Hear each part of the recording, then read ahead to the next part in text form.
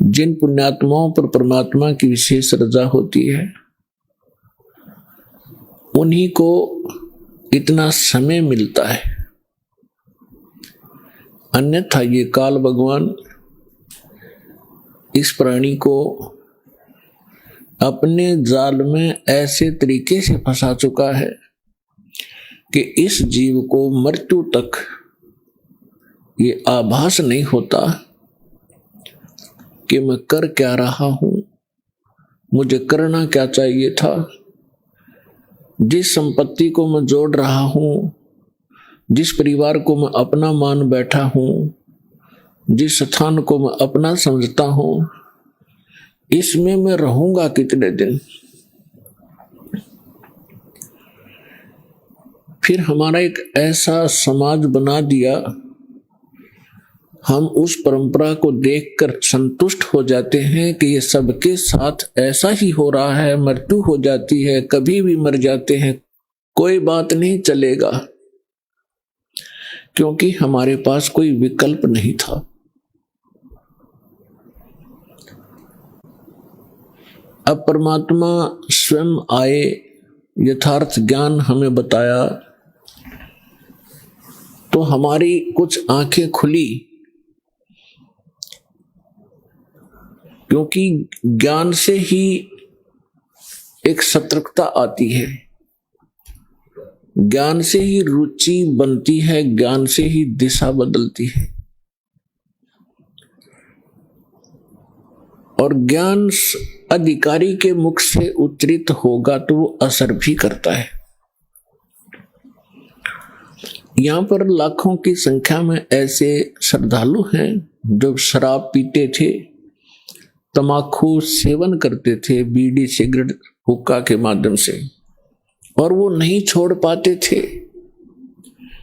ये शिक्षा माता पिता और भी सभ्य समाज के लोग कहा करते हैं कि भी शराब नहीं पीनी चाहिए, तमाकू नहीं पीना चाहिए, अच्छी बात नहीं, लेकिन वो खुद भी पी रहे होते हैं। तो कहने का तात्पर्य है कि ये काल भगवान, ये ब्रह्म ज्योत स्वरूपी निरंजन, जिसको ऋषि महर्षि ब्रह्म कहा करते थे, और वो ब्रह्म साधना करके अपने आप को सबसे सुपीरियर माना करते थे, इसने इस जीव को ऐसे ढंग से फंसा लिया और ये विकार ज्यादा करवाता है। इसने अपना एक मन एलिमेंट छोड़ दिया आत्मा के साथ में। आत्मा को आवश्यकता है परमात्मा की, परमात्मा की महिमा की, परमात्मा के गुणगान हो, इसको उसकी आवश्यकता है। और ये मन इसके ऊपर प्रधान बना दिया, इसको डरा धमका के रखता है, भयभीत रखता है और विकारों की तरफ घसीट ले जाता है। विचार करने की बात है, तमाकू कोई पीने की चीज है? तमाकू इस शरीर को कार्बन डाइऑक्साइड की बजाय ऑक्सीजन की आवश्यकता है, और ये इसमें कार्बन डाइऑक्साइड इसमें प्रवेश करवाता है हुक्का बीड़ी सिगरेट के माध्यम से, और जिसके कारण आत्मा मलिन होती है, मन में विकार पैदा होते हैं, स्वभाव ठीक नहीं रहता। और स्वभाव ठीक नहीं रहेगा तो हम एक दूसरे के साथ छोटी सी बात पर भिड़ पड़ेंगे, लड़ पड़ेंगे, लट्ठम लट्ठा, तमोगुण बन जाते हैं। फिर शराब कोई पीने की चीज है जिसको पी के बेसुध हो जावा इंसान, और मांस कोई खाने की वस्तु है। अब हम कितनी स्पीड से इन बुराइयों को ग्रहण कर रहे हैं। तो काल ये चाहता है कि ये आत्मा परमात्मा की है और ये हमारे साथ प्रतिशोध ले रहा है। इस नालायक ने गलती खुद करी और फिर गलती हमने करी कि हम इसके साथ आ गए, इसके ऊपर आसक्त होकर के। इसने वहां ऐसी गलती करी जो ऐसे सच्चे लोक में अलाउड नहीं। एक युवा लड़की के ऊपर बदनीयत की, और जिसका दंड इसको मिला कि वहां से निष्कासित किया गया। हम इसके साथ पहले ही चिपक चुके थे तो हम भी यहां फंस गए। तो इसने गलती स्वयं की और अक्षुब्ध भगवान से हो गया। हम उसके बच्चे परमात्मा के इसके साथ आ गए। इसने हमारी वो दुर्गति कर रखी है जिसमें आपकी या भांग उतर जाएगी या काल की भांग, जिसको तुम एक श्रेष्ठ काम समझ रहे हो, कोठी बनाना, बंगले बनाना, ब्याह शादी में बकवाद करना, गोटी लगाना। और ये ज्ञान जब आपके हृदय में समाएगा तो पता चलेगा आपको आप कैसा जीवन जी रहे हो। तो ये चाहता है कि जितने आप दुखी होगे परमात्मा उतना ही दुखी होता है। जिस माता पिता के बालक दुखी हो वो चैन से सो नहीं सकता, आहार भी नहीं कर सकता। और उस परमात्मा के आप बच्चे हो, इसने क्या हालत कर रखी आपकी। किसी का कैंसर होगी, किसी का टांग टूट गई, किसी का आंख फूट गई, किसी को कोड लगा है, कोई वैसे मानसिक परेशानियां। फिर बाकी बच्चे हो बकवादों पर लगा दिए, गुट्टी डालो, फिल्म देख लो, मांस खा लो, मेरे कर्म बिगड़वाता आपके। और फिर इसने कहा है कि जैसे कोई कर्म करेगा मैं तो भगवान वैसा ही फल देता हूं। और इस मन एलिमेंट को छोड़ रखे है, सारी बकवाद करवाता है। और ये मन इतना पावरफुल है, ये समझ लो ये ज्योत निरंजन ही है। और ये ब्रह्मा विष्णु महेश के भी वश नहीं। तो जीव की औकात आपकी। तो जब हम समर्थ की शरण में आते हैं फिर इसका प्रभाव हमसे हट जाता है। और परमात्मा की भक्ति करने से आत्मा में शक्ति आती है। और फिर इस मन की वो बेमतलब की बकवादों को आत्मा रिजेक्ट कर देती है दृढ़ता के साथ। पहले ये दृढ़ता के साथ रिजेक्ट नहीं कर पाती क्योंकि इसको कोई सहारा नहीं मिलता। तो अब परमात्मा की भक्ति से आत्मा दृढ़ होती चली जाएगी, विकार छूटते चले जाएंगे और आपके अंदर एक विशेष विनम्रता और सद्भावना उत्पन्न होती चली जाएगी जो भक्त के लक्षण होते हैं। तो पुण्यात्माओं, सत्संग में वही पुण्यात्मा आती है जिनके बहुत ही जन्म जन्म के घने पुण्य आपके साथ है। इस काल भगवान ने ऐसी व्यवस्था कर रखी है, आजीवन मर जाता है 2 रोटी के लिए इस पेट के जोड़ जुगाड़ में, और 100 साल बर्बाद करके प्राणी चला जाता है, ये पूरा नहीं होता। और परमात्मा अगर हमारे साथ हो जाए, परमात्मा ही हमारे साथ हो गया तो फिर इस रोटी का रोड़ा नहीं रहेगा, ये 2 रोटी का झगड़ा या खत्म हो जाएगा आपका। और फिर 2 सुख हैं, शरीर में कष्ट है, आने वाले जो प्रारब्ध आपकी किस्मत के अंदर लिखे हुए जो आने हैं संकट, और वो भी टल जाएंगे। तो सौभाग्य आपका, आप सतलोक आश्रम बरवाला जिला हिसार हरियाणा में पहुंचे हो। ये कितने दयालु हैं भगवान आपके। ये वो परमात्मा है जिसमें ये सर्वगुण संपन्न है, विद्यमान है। तुमेव माता च पिता तुमेव बंधु च सखा तुमेव विद्या च द्रविणम तुमेव सर्व मम देव देव। ये वो परमात्मा है जिसमें ये सभी गुण विद्यमान हैं। यही हमारा माता पिता है। माता पिता का जो अपने बच्चों के प्रति जो भाव होता है, अपने बच्चों को कितना वो सुखी देखना चाहते हैं, तो वो गुण भी परमेश्वर में है। बंधु यानी भाई और सखा यानी मित्र भी यही सच्चा है। विद्या, धन, ये सब कुछ परमात्मा के अधीन है। और इस परमात्मा से संपर्क होने के बाद ये समस्या खत्म हो जाएगी। आपको बुद्धि भी देगा, आपको यहां गुजारे लायक या माया भी देगा। अपने आत्माओं, अध्यात्म ज्ञान से हम पूर्ण रूप से अपरिचित थे।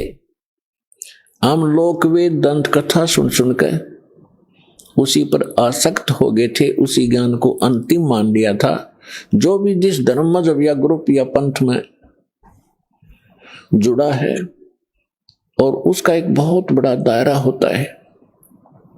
हम उस दायरे में रहकर केवल वही विचार विमर्श करते रहते हैं, उन्हीं परंपराओं का निर्वाह करते रहते हैं,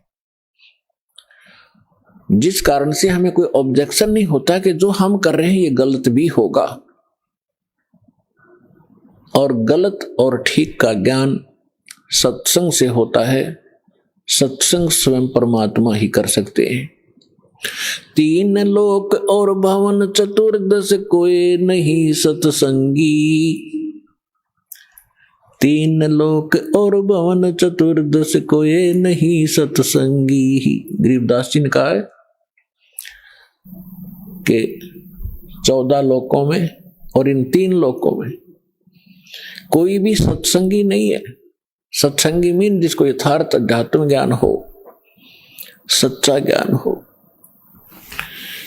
एक परमात्मा कबीर जी को छोड़कर उसने जो ज्ञान दिया उसके अतिरिक्त कोई सत्संग ही नहीं है। तो पुण्यात्मा, जो व्यक्ति प्रथम बार ये सुनता है कि किसी को भी ज्ञान नहीं, तो उसके यह बात गले उतरे को नहीं। कारण क्या है कि हमने अज्ञान सुन रखा है, ज्ञान कभी सुना ही नहीं। आपको बहुत बार सिद्ध किया है कि देवी पुराण के अंदर गीता प्रेस गोरखपुर से प्रकाशित 28-29 पृष्ठ पर स्पष्ट किया है। प्रथम स्कंद में व्यास जी पूछ रहे हैं नारद जी से कि किस भगवान की भक्ति करनी चाहिए, कौन सक्षम है, कौन समर्थ है। तो नारद जी कह रहे हैं कि एक समय मेरे पिता ब्रह्मा जी को यह देखकर बड़ा आश्चर्य हुआ कि भगवान विष्णु जी समाधि लगाए बैठे थे। ब्रह्मा जी ने पूछा कि हे देवेश्वर, सारी सृष्टि के पालक, आप किसकी भक्ति करते? तो विष्णु जी ने कहा कि मैं दुर्गा की भक्ति करता हूं, देवी की। अरे इससे ऊपर मैं किसी को भगवान नहीं मानता, मैंने पता ही नहीं। मेरे लिए ये फाइनल गॉड है देवी, मैं इसकी भक्ति करता हूं। फिर 7वें स्कंद में देवी 562 पृष्ठ पर हिमालय राजा को ज्ञान देते समय श्री देवी जी कहती है कि राजन, तो और सब बातों को छोड़ दे, एक ब्रह्म की पूजा करो। ब्रह्म ज्योत निरंजन काल 21 ब्रह्मांड का जो मालिक है, उसका ओम नाम है। ओम नाम के जाप से तुम ब्रह्मलोक में चले जाओगे। वो ब्रह्मलोक में रहता है, वो ब्रह्म। गीता ज्ञान दाता ये ब्रह्म है, और श्री कृष्ण जी में प्रवेश करके ये गीता का ज्ञान दे रहा है।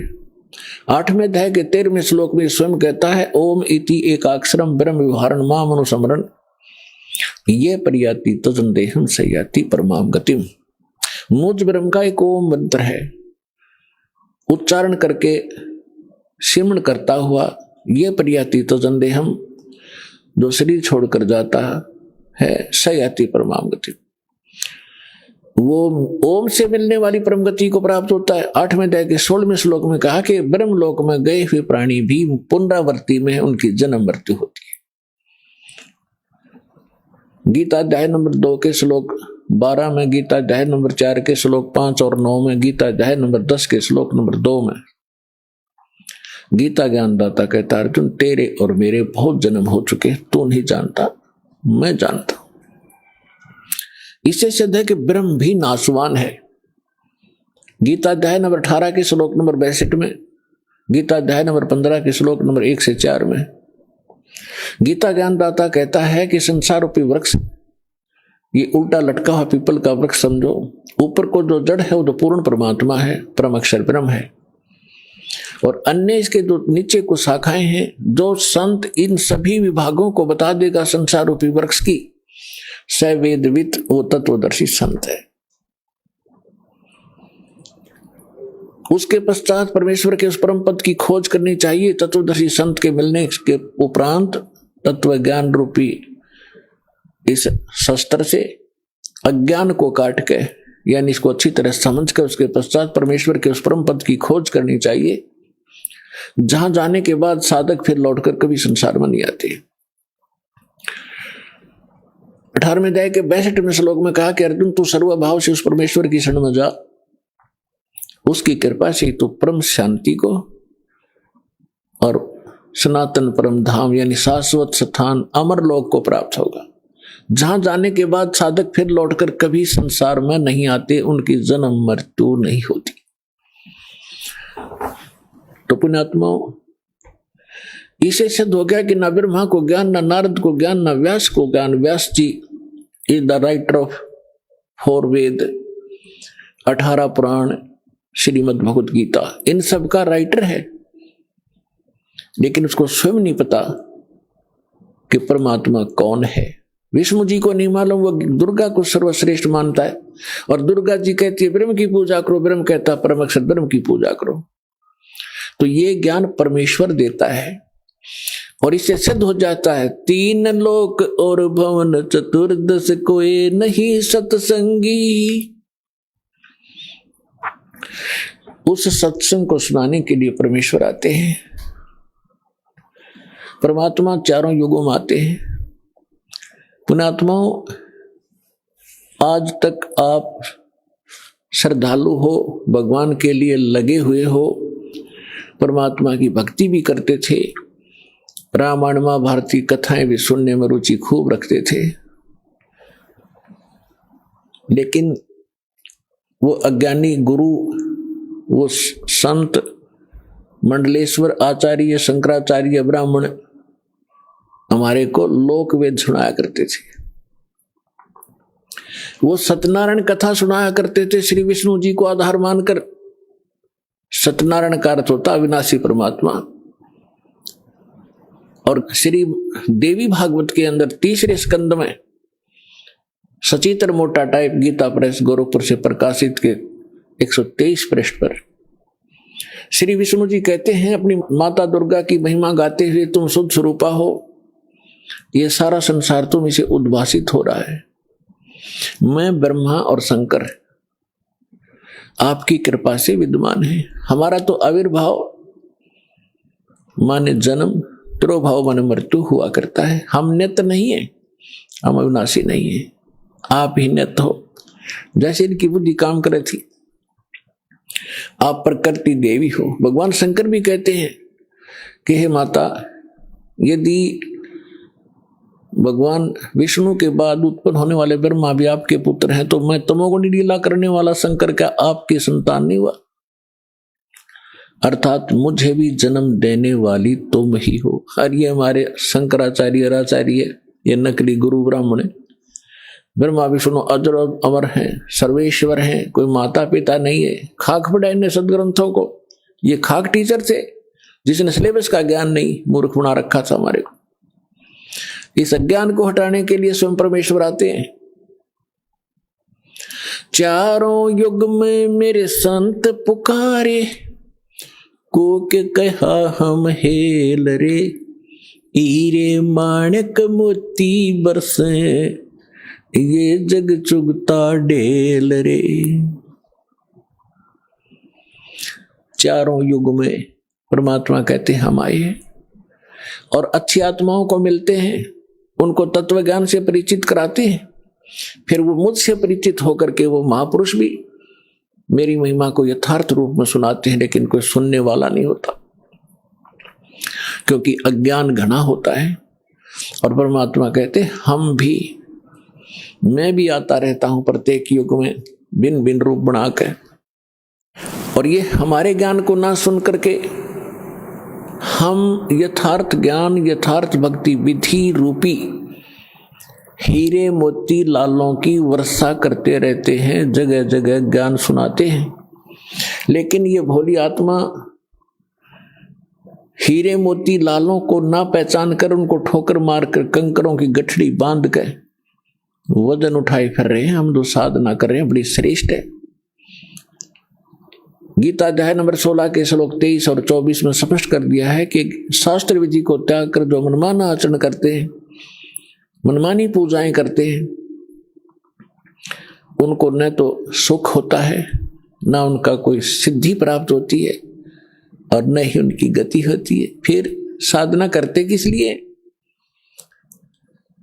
अब जितने भी हमारे धर्म गुरु हिंदू धर्म के क्या नाम देते, ओम नमः शिवाय, ओम नमः भगवते वासुदेव, हरे कृष्ण राधे राधे श्याम राधे, राम राम हरे हरे, सहस्रनामा विष्णु जी का, और गणे चतुर और गणे सुपीरियर मानते हो, कहते ओम ओम, बस ओम सबसे बड़ा नाम। तो पुण्यात्माओं, हरे राम हरे कृष्ण किसी भी सदग्रंथ में मंत्र नहीं, ओम नमः शिवाय किसी ग्रंथ में नहीं, ओम नमो भगवते वासुदेव किसी ग्रंथ में नहीं। जो शास्त्र अनुकूल साधना है वो परमेश्वर ने स्वयं आकर बताई है और अपनी उन प्यारी आत्माओं को बताई है, और उनको थोड़ी हिदायत दे दी थी कि जब तक इस कलयुग के अंदर ये बिजली पीढ़ी का समय नहीं आवे, इसको डिस्क्लोज ना करना, लिख देना। लिख रखी सभी महापुरुषों ने अपने अमृतवाणी में एफिडेविट लिख रखे हैं कि हम ये जाप करा करते, ये मंत्र श्रेष्ठ है, इसी से मोक्ष संभव है। लेकिन सिलेबस को समझना स्टूडेंट के स्तर का काम नहीं है। पढ़ भी लेगा तो उसको समझ नहीं सकता, अप्लाई नहीं कर सकता, इसलिए टीचर गुरु की आवश्यकता होती है। तो जो गुरु रूप में परमात्मा आए थे, सतगुरु रूप में, फिर जिन महापुरुषों से मिले थे उनको अधिकार दिया था ज्ञान सुनाने का, और फिर अब इस दास को भेजा है इस पूरे कंप्लीट कोर्स को आप तक पहुंचाने के लिए, आपका मोक्ष कराने के लिए, क्योंकि अब वो समय आ गया। नहीं तो इस दास से बड़े बड़े महापुरुष पहले हुए हैं, लेकिन उस समय नहीं था, क्योंकि आप अशिक्षित थे, और अशिक्षा का लाभ नकलियों ने हमारा उठाया। ये संस्कृत बोलते रहे, हमने सोचा बड़े विद्वान हैं, इन्होंने खूब जाना होगा सदग्रंथों को। हमने परमात्मा को भी ठुकरा दिया जिसमें 600 वर्ष पहले वो आकर ये ज्ञान सुनाया करते थे, जो आज सभी सदग्रंथों में ज्यों का त्यों पाया। तो पुण्यात्मा, 100 शुक्र मनाना उस परम पिता के। वहां ये आए, यहां आकर के उन्होंने कितने कष्ट झेले हमारे लिए।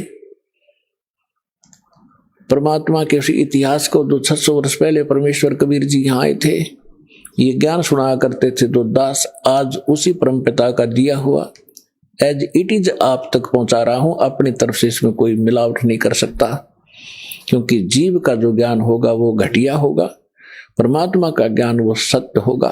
तो वो सत्य ज्ञान आप तक पहुंचा रहा हूं, ये सत्संग कर रहा हूं। परमात्मा ने सत्संग किया था, या उन महापुरुषों ने जो भगवान से मिले थे, लेकिन उनको रिजेक्ट कर दिया हमने, क्योंकि हम बालक थे, हम अशिक्षित थे, अनजान थे। आज परमात्मा ने आपको अक्षर ज्ञान कराया।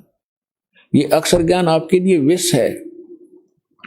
बेशक आप कितने विद्वान पाक गए हो, डॉक्टर, इंजीनियर, जज, वकील बन गए हो, भगवान की भक्ति नहीं है तो खा खाइए, एक रोजी रोटी तो कहीं चला ले इंसान। कल मृत्यु होगी, गधा अपने, कुत्ता अपने का खाज लग गए, और क्या खाओगे फिर? आपको केवल इस ही जीवन का ज्ञान है, आपको भविष्य का, आगे का नहीं। आगे के ज्ञान बिना ये खाक ज्ञान है फिर। तो ये ज्ञान देना जरूरी था। मालिक को मालूम था कि बिगड़ेंगे, ये अहंकार हो गया आपके अंदर, 2 कौड़ी का 2 छोटा सा पोस्ट मिल जाए, फूला नहीं समाता, और कल मृत्यु होकर गधा बन जाए, क्या रे माटी होती है उसकी। तो परम, और पहले आप देखो पिछले इतिहास उठा के, हमारे पूर्वजों के कितने विनम्र थे, कितनी दया थी उनके अंदर, कितने नेक विचार थे, और आज हम किस स्तर पर पहुंच चुके, इस विद्या की देन है। लेकिन मालिक को मालूम था कि मेरा ज्ञान ऐसा है, इनको फिर सेट कर देगा, लेकिन शिक्षा प्राप्त हुए बिना ये मुझे समझ नहीं सकते, इनका कभी कल्याण नहीं हो सकता। इसलिए आपको ये अक्षर ज्ञानदाता ने अनिवार्य समझा, तभी इस आग को आपके निकट नहीं आने दिया। 4 युग चले गए, अब इसका हम फायदा उठाएंगे। अब हम बकवादों में चल पड़े, टीवी देखते हैं, बेहुदे ढंग के कपड़े पहनते बहन बेटियां भी, और इसको बड़ा विकास मानते हो, अच्छे घरों की लड़कियां हैं, ये खाक है। ऐसे कार्टून बनकर निकलती हैं घर से, लड़के भी लड़कियां भी। तो इस विद्या की देन है ये। अब इस ज्ञान से हमें पता चलेगा, लज्जा आया करेगी हमें ऐसे ऐसे बकवाद करने में। और हम भगवान भजेंगे और अपना कल्याण करवाएंगे। सतगुरु आए दया करी, ऐसे दीन दयाले, बंदी छोड़ वृत्तास कहा, जठरगनी प्रतिपाल। सतगुरु आए दया करी, ऐसे दीन दयाल। होय होय, हम किसी भयंकर गलती करके आए सतलोक में, बड़ी थाली का ठोकर मार के आए हम, और आज हम एक टुकड़े के लिए कोई देश जाता है, कोई परदेश जाता है। उसके लिए गरीबदास साहिब जी कहते हैं, उत्तर दक्षिण पूर्व पश्चिम फिरदा दाने दाने नो, सर्व कला सतगुरु साहिब की, हरि आए हरियाणे नो।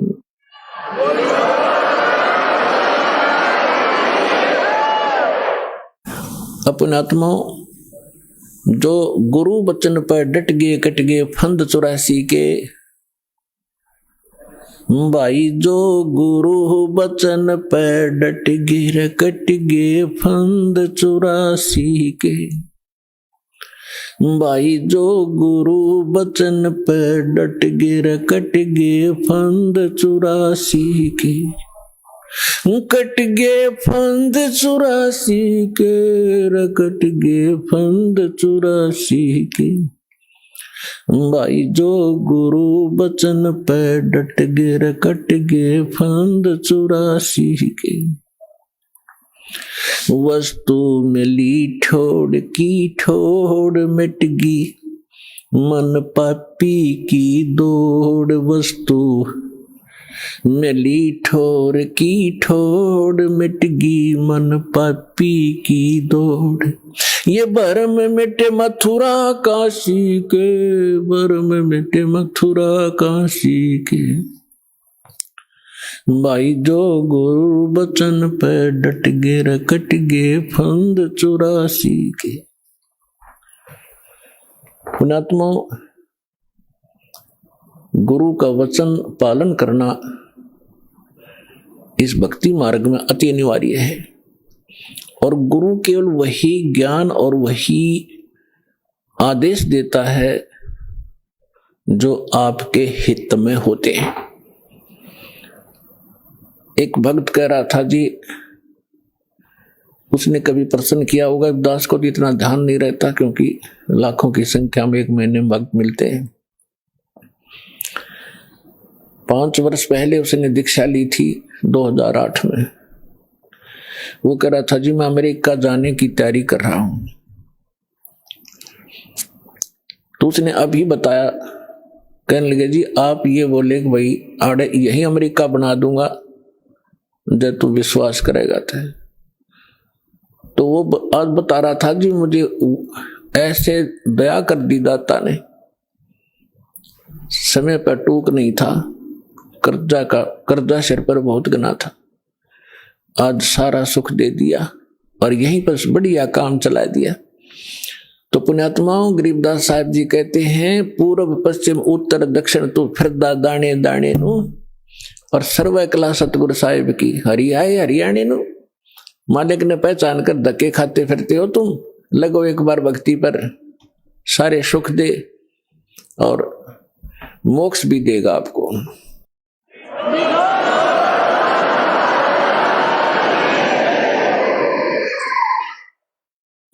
पुण्यात्माओं, सबसे पहले हमने अपने लाल की परख करनी होगी कि जिस लाल को हम लिए फिरते हैं ये वास्तव में लाल है भी कि नहीं। तो उस परखने के लिए हमारे पास कुछ पैमाना होना चाहिए। तो पैमाना कौन सा होगा? सदग्रंथ प्लस में उन महापुरुषों का आंखों देखा एफिडेविट कि परमात्मा जिनको मिले। तो आज आपको एक झलक परमात्मा की सुनाएंगे।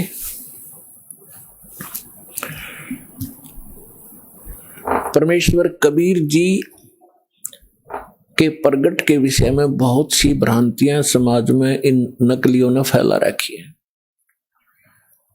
क्या फैला रखी है कि कबीर साहब किसी विधवा ब्राह्मणी के घर कोख से जन्म हुआ था, वो शर्म के मारे बाहर डाल आई। ये बकवाद है और उन दुष्ट लोगों की बनाई हुई कहानियां हैं जो भगवान से हमें दूर रखना चाहते थे, लेकिन वास्तविकता इसके बिल्कुल विपरीत है। परमात्मा स्वयं कहते हैं, अवधू अवगत से चला आए, मेरा कोई भेद मर्म ना पाया। ना मेरा जन्म ना गर्भ बसेरा, बालक बन दिखलाया। काशी नगर जल कमल पडेरा, तहां जुलाहे न पाया। मात पिता मेरे कछु नाही, ना मेरे घर दासी। जुल्हे का सुत आने कहाया, जगत करे मेरी हासी। स्वयं परमात्मा ने आके बताया कि मेरे कोई माता पिता नहीं थे और किसी कारण से मैं प्रत्येक युग में अपने बच्चों को संभालने के लिए ये लीला किया करता हूं। परमात्मा प्रत्येक युग में ऐसी ही लीला करते हैं, कमल के फूल पर आकर शिशु रूप धारण करते हैं। एक सतिथि इनकी ऐसी है यहाँ आने की, और वैसे जब चाहे कभी भी एक साधु रूप में, अन्य रूप में कभी प्रकट होकर के अच्छी आत्माओं को मिलते हैं, उनको ज्ञान देते हैं। तो जब परमात्मा कलयुग में आए सन 1398, संवत 1455 ज्येष्ठ उत्तरते की पूर्णमासी, ज्येष्ठ सुधी पूर्णमासी को ब्रह्म मुहूर्त में, ब्रह्म मुहूर्त होता है सूर्य उदय होने से 1.5 घंटा पूर्व,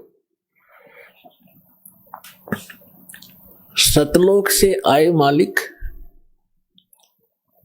और एक शिशु रूप धारण करके और नीचे को गति की। उस समय बनारस के अंदर, काशी के अंदर एक रामानंद नाम के बहुत बड़े विद्वान प्रसिद्ध थे। उनके विषय में माना जाता था कि इन्होंने चारों वेदों को, 18 पुराणों को, श्रीमद् भगवत गीता को ठीक ढंग से जाना है, जिस कारण से वो प्रचार किया करते थे। और उन्होंने 1400 ऋषि शेष बना रखे थे, जो उनके द्वारा बताए गए ज्ञान को आगे जनता में प्रचार किया करते थे। स्वामी रामानंद जी एक ब्राह्मण के अतिरिक्त अन्य किसी जाति मजहब वाले को अपना शिष्य नहीं बनाते थे। अन्य को वो एक हेय समझते थे, अपने से घटिया मानते थे।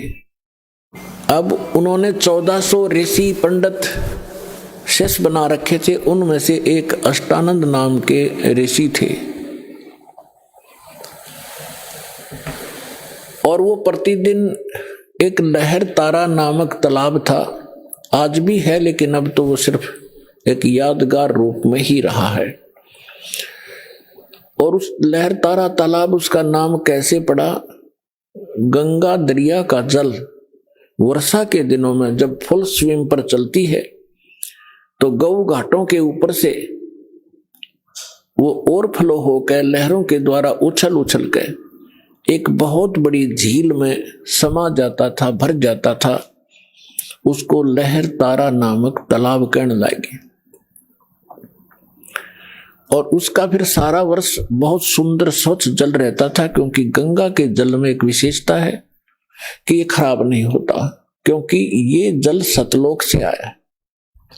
परमात्मा ने एक सैंपल भेज रखा कि हमारे लोक में ऐसे पदार्थ है, ना दूध कभी खराब होते, दरिया बहती है, ना दही और मक्खन खराब होते। वहां का ऐसा मटेरियल है। ये एक सैंपल है आपके लिए, ये विश्वास करने के लिए कि वहां ऐसे पदार्थ, जब ऐसे लोक में और ये जल खराब नहीं होता, वहां तो लोक ही एक विशेष है। तो समझदार को संकेत पर्याप्त है। उस लहर तारा तालाब के ऊपर ऋषि अष्टानंद जी प्रतिदिन अपने गुरुजी के द्वारा बताए गए उस साधना को भी करते थे, उसी में स्नान करते थे। एकांत स्थान, शांत स्थान पर वो भगवान की भक्ति का चिंतन किया करते थे। वो प्रतिदिन की तरह वो भी अपने चिंतन में स्नान करके बैठे थे। आकाश से क्या देखा अष्टानंद जी ने कि एक बहुत तेज प्रकाश का गोला सा ऊपर से स्पीड के साथ आ रहा है। और वेद भी यही बताते हैं कि वो परमात्मा ऊपर के लोक में रहता है और उस वहां से गति करके आता है, बिजली विद्युत जैसी गति से यहां आकर हमें प्राप्त होते हैं। अष्टानंद जी ने देखा कि बहुत तेज प्रकाश कभी देखा नहीं ऐसा। जब उसने देखा तो उसकी आंखें सहन नहीं कर सकी, चरम दृष्टि बंद होगी। आंखें बंद होने के बाद उसने क्या देखा कि तो एक बालक है, शिशु रूप दिखाई दिया। जैसे हम सूर्य की तरफ देखते हैं प्रथम सीधा, तो हमारी चरम दृष्टि सहन नहीं कर पाती, आंखें बंद हो जाती हैं। आंखें जब बंद होती हैं या हम दूसरी साइड में देखते हैं तो सूर्य का प्रकाश रहित आकार दिखाई देता है और वो काफी देर तक आंखों में बना रहता है। ठीक यही दशा अष्टानंद जी की हुई कि उसने जब वो प्रकाश की तरफ देखा तो वो प्रकाश किसका था? सूर्य का, यानी परमात्मा का। और जब आंखें बंद की तो क्या देखा? शिशु, वो शिशु का प्रकाश था, वो परमात्मा का प्रकाश था। दोबारा उसने जब आंख खोली तब तक वो प्रकाश लहर तारा तालाब के एक कोने में सिमट चुका था, समाप्त हो गया था। अब अष्टानंद जी अंदर ही अंदर बड़े खुशी हुए। उसने सोचा कि शायद आज मेरी कोई भक्ति की विशेष उपलब्धि मुझे हुई है और इसके बारे में अपने गुरु जी को बताऊंगा। वो उठकर चले गए। अपने गुरु रामानंद जी से कहा कि स्वामी जी, आज मैंने ऐसे ऐसे एक अजीबोगरीब घटना मेरे साथ हुई। हे प्रभु, ये मेरी भक्ति की उपलब्धि है या कोई मेरा भ्रम है? स्वामी जी ने कहा कि बेटा, ये न तेरी भक्ति की उपलब्धि है और न ही तेरी कोई भ्रम है। ऐसी लीला उस समय होती है जब ऊपर के लोक से कोई परम शक्ति या देवता लोग यहां पृथ्वी पर आकर के जन्म लेते हैं। किसी मां के गर्भ में प्रवेश किया होगा उन्होंने। ये तारे से जब टूटते हैं तो उसने बताया कि ऐसे लक्षण हैं। और वो कुछ दिनों में यहां इस काशी बनारस में किसी मां से जन्म लेकर के वो दिव्य शक्ति अपना कोई कार्य करने के लिए ऊपर के लोगों से आते हैं। अब जितना स्वामी जी ने ज्ञान था अपने शिष्य का समाधान किया, शिष्य संतुष्ट हुआ। अब इन ऋषि महर्षियों ने वही भगवान देखे हैं जो मां से ही जन्म लेते रहे। श्री राम, श्री कृष्ण और बाकी 18, 25, जो 8, 9 जो बताते हैं, ये ऐसे आते हैं। लेकिन ये भगवान वो है जो कभी मां से जन्म नहीं लेता, सबके जन्मदाता है, सबके विधाता है। उधर से नीरू और नीमा नाम के 2 पति पत्नी थे मुसलमान। वो उसी जीवन में ब्राह्मण भी थे, उसी जन्म में वो ब्राह्मण थे। गौरी शंकर पुरुष का नाम था, सरस्वती उसकी पत्नी का नाम था। गौरी शंकर भगवान शंकर के बहुत ज्यादा उपासक थे और नेक आत्मा ब्राह्मण थे। अन्य ब्राह्मण रोजी रोटी के लिए जनता को मिसगाइड करके अपना निर्वाह के लिए मिसगाइड करते थे।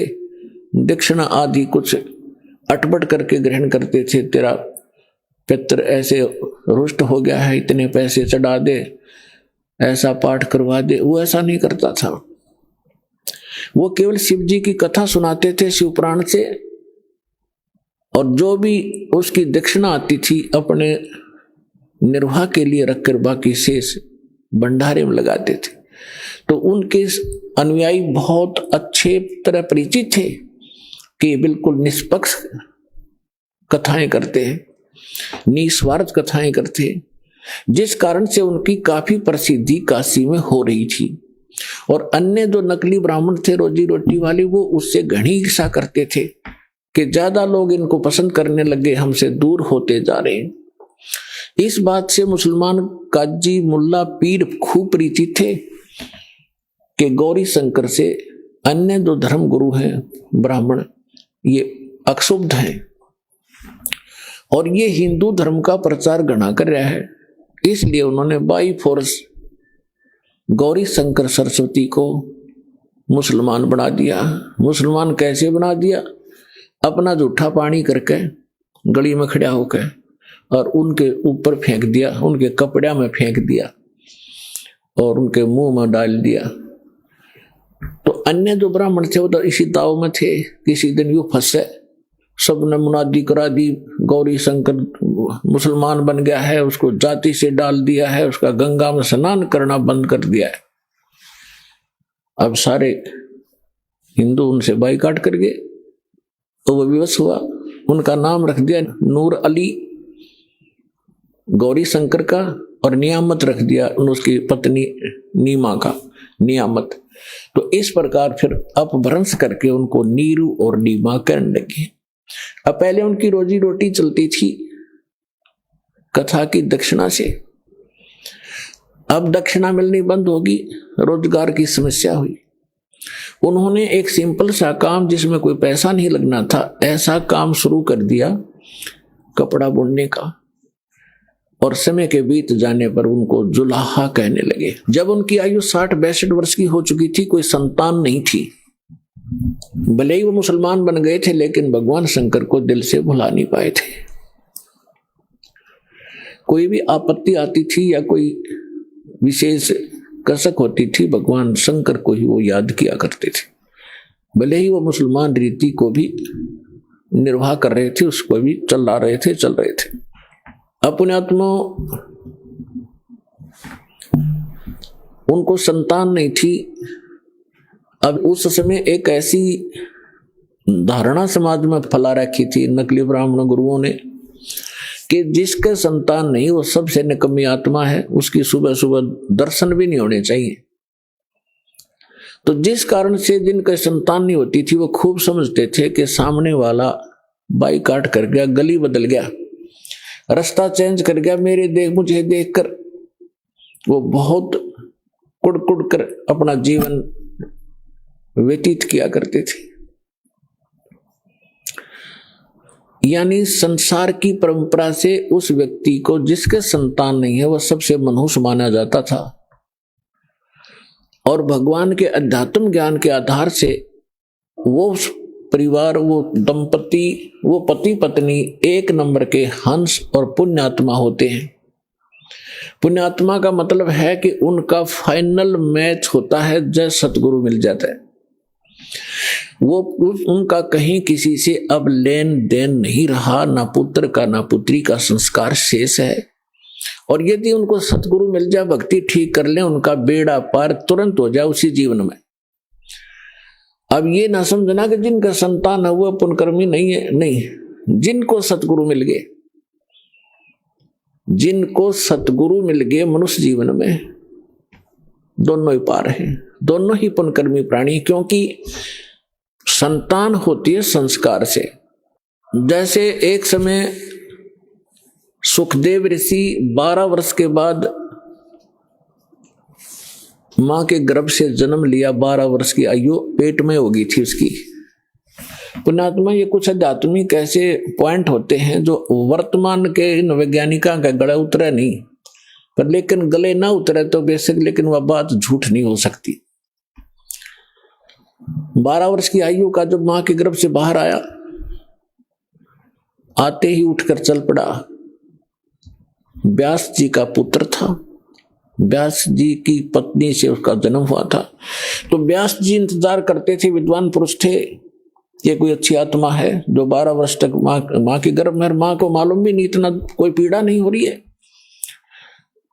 इस आशा से उसने कहा कि बेटा, लेकिन सुखदेव ऋषि ने पीछे मुड़कर नहीं देखा, अपने पिता की शक्ल भी नहीं देखी। चलते चलते कह रहा है कि पिताजी, कि हे ऋषि जी, व्यास जी कह रहे हैं कि रे पुत्र, मैंने तेरी 12 वर्ष इंतजार करी, मुझे अपना सकलता दिखा दे। एक वह वो पुत्र मोह में घना वश हो रहा था। तो ऋषि जी कहते, चलते चलते सुखदेव कहते हैं कि ऋषि जी, ना जाने कितनी बार तू मेरा बाप हो लिया और ना जाने कितनी बार मैं तेरा बाप हो गया। ये बहुत बूढ़ी बीमारी है, इबका मैं अपना पीछा छुटवाऊंगा और मैं ना देखूं तेरी और कहीं मेरी ममता तेरे में फंस ना जाए। यूं कहकर आकाश में उड़ गया, दूसरी जगह जाकर प्रकट हो गया। वहां जाकर अपनी और नालापा काटी। कहने का भाव ये है, फिर सुखदेव ऋषि ने कहा था कि एक लेवा एक देवादूतम, कोई पिता कोई किसी का पिता नहीं पूतम, ये ऋण संबंध जुड़ा एक ठाठा, अंश में सब 12 बाट। ये तो एक दूसरे का संस्कार है, कोई देने आ रहा है कोई लेने आ रहा है। जैसे आज हम संस्कार बढ़ा रहे हैं, कोई रिश्वत लेता है, आज वो रिश्वत ले रहा किसी से 1 लाख 1.5 लाख रुपए, अगले जन्म में वो दामाद बनकर लड़की भी ले जाएगा और वो पैसे भी लेगा। ब्रांड माटी होगी फिर हमारी नो, फिर यह गधा बनकर देना पड़ेगा, किसी की भैंस बनकर देना पड़ेगा, फिर दूध नहीं दे उसके इंजेक्शन लाओगे, दे लट्ठा लठरेंगे। तो अपने इस संस्कार को हम अब खत्म करेंगे। तो इस विष को हम तभी तक खा रहे हैं जब तक हमें ये विष दिखाई नहीं देता, हम पहचानने योग्य नहीं थे। और जब हम पहचानने योग्य हो जाएंगे कि ये विष है, उसके विषय में सुख संवेद में कहा है, जैसे कर का जहर का रंग होरी हो, कहो कौन तिस खावे राम रंग होरी हो। जैसे कण पड़ा हो किस विष का, और ये पता हो ये विष का कण है, कहते कौन छुएगा उसको, खान की तो बहुत दूर बात, हाथ भी ना लावे, किसी और कपड़े तो पकड़ेगा और तो पता नहीं मिट्टी में दबा का होगा, कहीं और भी ना खा ले। और परमात्मा की भक्ति करने से ही सुख होगा, होरी माने खुशी होगी। तो नीरू निम्हा को भगवान ने, उनके कोई संतान नहीं थी, और कि इसलिए पुण्यात्मा थी, भगवान आ गया गोदी में। अब भगत का और जगत का सदा से विरोध रहा है, मतभेद रहा वैचारिक, और जिस कारण से इनकी खींचातान बनी रही तो बनी रहो, क्योंकि भगत को ज्ञान हो जाता भक्ति का और जगत को ज्ञान होता अपनी ही परंपराओं का, वो उन्हीं को उत्तम मान रहे होते हैं, इसलिए विरोध करते हैं भक्तों का। ये तब जाकर लंबे पड़े वहां पर, ये पता नहीं कैसे करे हैं, ये मुसलमान रहे ना हिंदू, मतलब इस तरह की वो बातें करते हैं। करने दो, हम अपने इस ज्ञान के आधार से आगे बढ़ते रहेंगे, एक दिन पूरा विश्व स्वीकार करेगा ये ऐसा गजब का मार्ग है, और इसी से सुख है।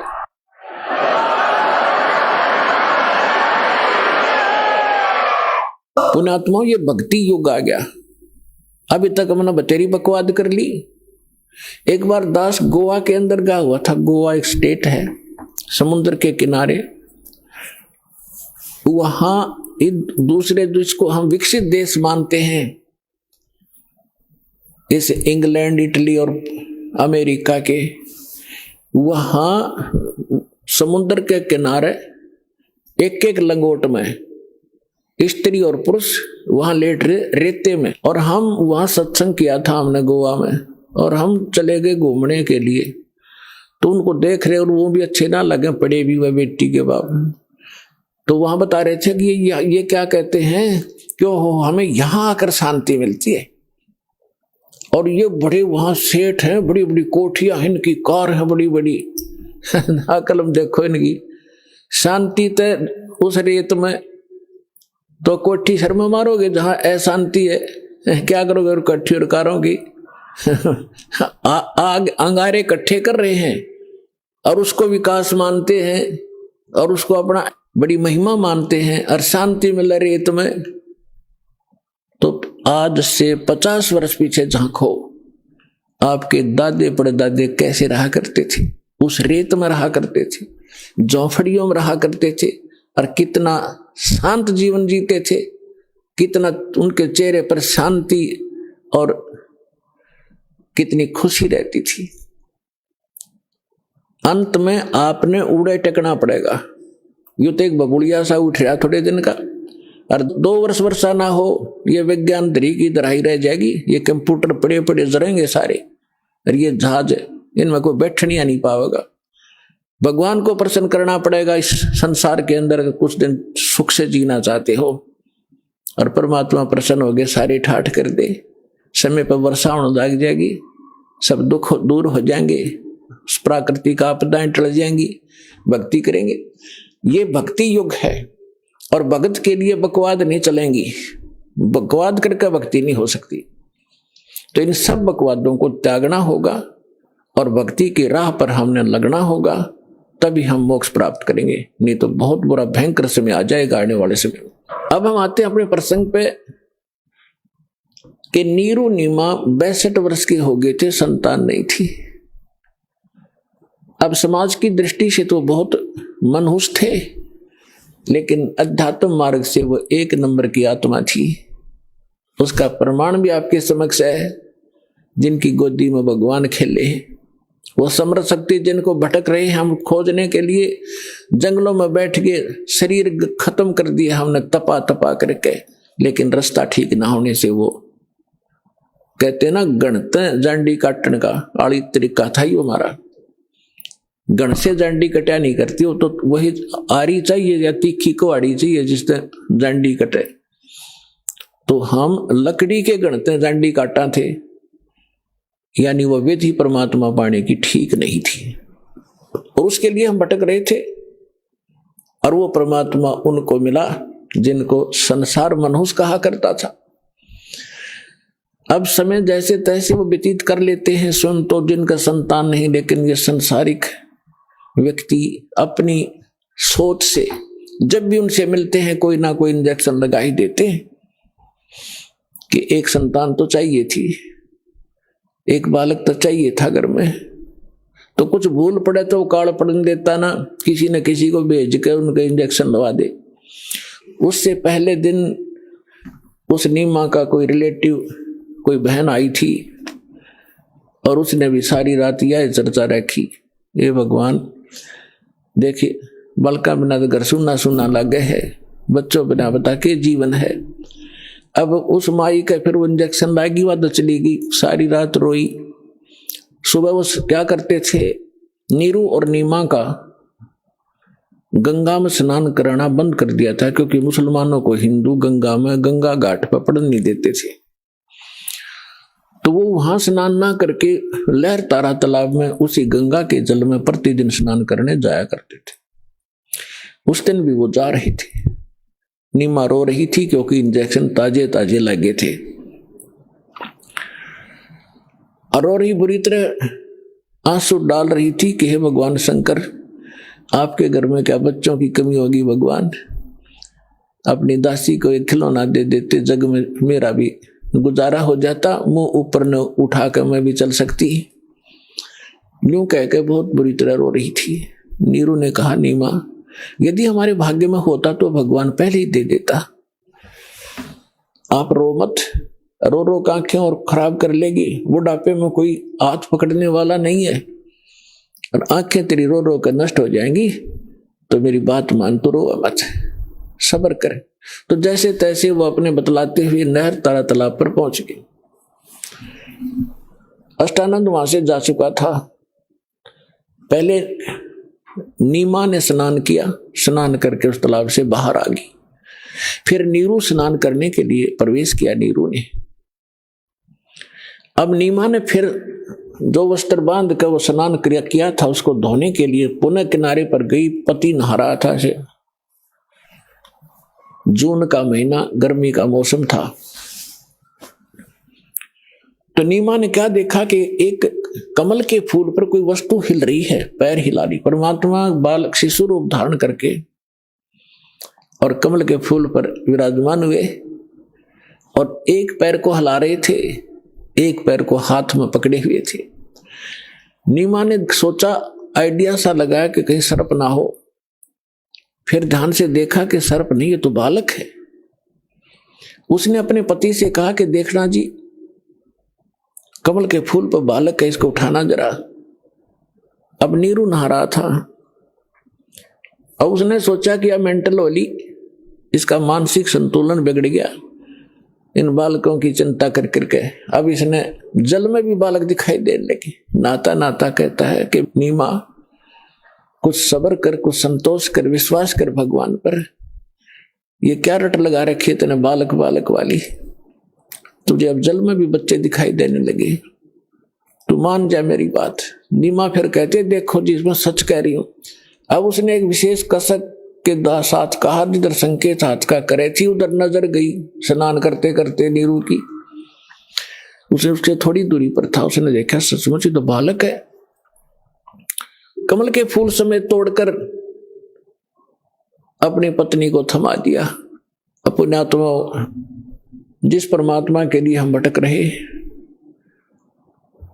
जिसकी चर्चा करने से भी रोम रोम करना जाते हैं, और वो परमात्मा उस माई की गोदी में है, उसको कैसा सुख हुआ होगा, उसको कैसा महसूस हुआ होगा, उसका वर्णन किसी शब्दों में नहीं किया जा सकता। अब आपको आदरणीय गरीबदास साहिब जी के द्वारा परमात्मा की महिमा की वाणी जो प्रकट हुई थी 12वें पंथ में, उसके आधार से आपको सुनाएंगे। जैसे तुलसीदास जी ने लाखों वर्ष पहले घटी घटना रामायण की, भगवान श्री राम और उनकी जो लीला थी, तो लगभग लाखों वर्षों के बाद उन्होंने दोबारा लिख दी चौपाइयों के माध्यम से, और बिल्कुल सत्य है, क्योंकि एक दिव्य दृष्टि प्रदान होती है भगवान की तरफ से प्राणी को। उसके आधार से वो पहले हो रही घटना चलचित्र की तरह देख सकता है। प्रत्येक प्राणी के अंतःकरण में ये सब के अंदर डिपॉजिट है जितनी भी घटना घट रही है इस ब्रह्मांड के अंदर, लेकिन वही देख सकता है जिसका इंटरनेट कनेक्शन फिट हो जाए और चले, वही देख सकता है। दिव्य दृष्टि की भी क्षमता होती है। जैसे एक दूरदर्शी होती है 1 किलोमीटर तक देख सकती है, और एक दूरदर्शी होती है ऊपर के ग्रहों तक को देख लेती है। तो इसी प्रकार जो तुलसीदास जी की दिव्य दृष्टि यानी दूरदर्शी थी, दूरबीन थी, वो थोड़ी क्षमता की थी। आदरणीय गरीबदास साहिब जी को परमात्मा पूर्ण ब्रह्म मिले थे, उनको जो दिव्य दृष्टि दी थी वो फुल रेंज की थी। उसने बहुत आगे और पहले की और भविष्य की सब जानकारी गरीबदास साहिब जी ने दी। और 600 वर्ष पहले परमात्मा जो आए थे, जो उनकी वार्ता हुई थी, वो अपनी लैंग्वेज में यथार्थ घटना चित्रार्थ की, वो सुनिएगा। 84 बंधन कटे कीनी कल्प कबीरे, भवन 14 लोक सब ये टूटे जम जंजीरे, अनंत कोट ब्रह्मांड में बंदी छोड़ कहाए, सो तो एक कबीर है जननी जने नवाए। परमात्मा स्वयं भी कहा मालिक ना करके, मात पिता मेरे कछु नाही, ना मेरे घर दासी, दुल्हे का सुत आण कहाया, जगत करे मेरी हासी। ना मेरा जन्म ना गर्भ बसेरा, मन बालक बन दिखलाया, काशी नगर जल कमल के ऊपर, तहां जुलाहे न पाया। और यही परमात्मा से परिचित वो पुण्यात्मा गरीबदास साहिब जी बता रहे हैं, अनंत कोट ब्रह्मांड में बंदी छोड़ कहाए, सो तो एक कबीर है जननी जने नवाए। गरीबदास जी कहते हैं ये बंदी छोड़ है। यजुर्वेद अध्याय नंबर 5 के और मंत्र नंबर 32 में लिखा है, कबीर अंगारी असी बंभारी असी, रत धामा असी। रत धाम माने सतलोक का मालिक, और बंभारी माने बंधनों का शत्रु, बंधनों का नाश करने वाला बंदी छोड़। अंगारी माने पापों का नाशक, पापों का शत्रु। ये कबीर परमात्मा है और वो सतलोक का मालिक है। तो यहां स्वयं परमात्मा भी कहते हैं, बंदी छोड़ हमारा नामम, अजर अमर है अस्थिर ठामम, अमर करूं सतलोक पठाऊं, तात बंदी छोड़ कहूं। यहां गरीबदास जी भी कह रहे हैं, अंत कोट ब्रह्मंड में बंदी छोड़ कहाँ आए, सो तो एक कबीर है जननी जने नमाए। शब्द स्वरूपी साहेब धनी, शब्द से अंद सब माही, बाहर भीतर रम रहा जहां तहां सब ठाई। जल थल पृथ्वी गगन में, बाहर भीतर एक, पूर्ण ब्रह्म कबीर हैं ये अवगत पुरुष अलेख। सेवक होके उतरे इस पृथ्वी के माही, जीव उदाहरण जगत गुरु, बार बार बलि जाही। अब वो महापुरुष गरीबदास साहिब जी जिनको भगवान मिले थे, सचखंड लेकर गए थे, फिर वापस छोड़ा था। परमात्मा को आंखों देखकर उनसे प्राप्त दिव्य दृष्टि और ज्ञान योग खुल जाने के उपरांत क्या कह रहे हैं कि सेवक होकर उतरे, उतरे माने वहां से चलकर आए, अवतरित हुए इस पृथ्वी के माही, दास बनकर आए, एक जुलाहा बनकर हमें दिखाया कि यदि तुमने मुक्ति चाहिए, यहाँ की बकवादों को देखकर अपने मूल उद्देश्य को भूलो मत। ये दिखाया परमात्मा ने कि मेरे से निर्धन तुम नहीं हो सकते। और मैं सत भक्ति करता था, भगवान पर विश्वास करके दिखाया करते थे हमें, वो खुद रिहर्सल कर रहे थे एक हमें समझाने के लिए। और फिर परमात्मा कहते हैं कि मेरे ऊपर एक ऐसी आपत्ति डाल दी थी इन लोगों ने, झूठी चिट्ठी लिख दी थी कि कबीर भंडारा करेगा। 18 लाख व्यक्ति आगे थे, ये साधु संत, और परमात्मा ने 18 लाख व्यक्तियों को, एक झोपड़ी में बैठे व्यक्ति, जनता की नजर में वो व्यक्ति थे, धानक और गरीब दुल्हा शूद्र थे, और अब पता चला वो तो मालिक थे, लाल थे, पूरी सृष्टि के पालनहार थे। 18 लाख व्यक्तियों को 3 दिन तक मोहन भोजन खिला दिए, 36 व्यंजन खिलाए, लाडू, कचौड़ी, सेब, संतरे, काजू, किशमिश, जो भी जिसने जो खाद्य पदार्थ थी, और दही बड़े। 18 लाख व्यक्तियों को 3 दिन भोजन कराना, कलजा फट जा, राजा हिल जा देश का।